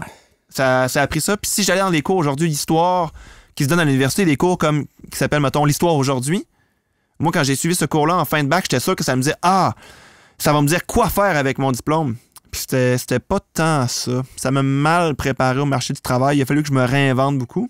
Mais si j'allais aujourd'hui parler à cette personne-là que j'étais dans ce cours-là, je me dirais que oui, c'est un passage qui est peut-être pas nécessairement un passage obligé, mais c'est un passage qui est payant. Puis un cumul d'expérience, puis une espèce de couloir à suivre, une espèce de cursus honorum. Mais à côté de ça, il a fallu que tu trouves une manière différente à toi de t'exprimer là-dedans puis de faire ta place là-dedans, dans le fond. Ouais, absolument. Absolument. Puis je pense que c'est là que ça a fait la différence, c'est de rester proche du public. Parce que j'ai beaucoup d'historiens dans mon cercle, puis sont plus tournés vers cette société savante qui est plus fermée. C'est des personnes que je respecte beaucoup, mais je me suis toujours dit qu'il y avait beaucoup moins de travail dans ce domaine-là. Fait que ma façon de me démarquer à moi, ça a été en restant proche de la vulgarisation historique puis d'un public qui est somme toute le public le plus dense, le public le plus vaste, tu sais, monsieur, madame, tout le monde, les familles, les enfants, les gens qui, tu sais, aiment l'histoire, mais en sachent pas plus que ça, tu sais, puis qui ont pas nécessairement envie de se retrouver devant un monument, genre, de l'histoire et de savoir super intimidant. Tu sais, je me suis toujours dit que la façon d'approcher les gens, c'est de pas être intimidant, justement, tu sais, avec toute la somme des connaissances que j'ai cumulées.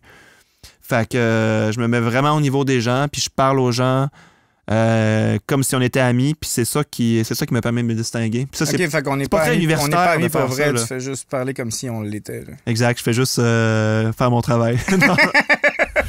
Non, mais tu sais, tu peux faire ça naturellement quand t'aimes ce que tu fais. Tu sais, ouais. Puis j'aime ce que je fais, fait que ça facilite beaucoup mon travail. C'est vraiment pas parce que la conversation est plus intéressante, mais je trouve que c'est une belle conclusion à ce que tu nous as amené. Vraiment. Je finirais l'épisode là-dessus. Je pense qu'on mérite une belle main d'applaudissements. Tout à fait. Merci, Sam, d'être venu nous voir. Merci beaucoup, Sam. Yes. Merci à vous autres, les gars. Yeah!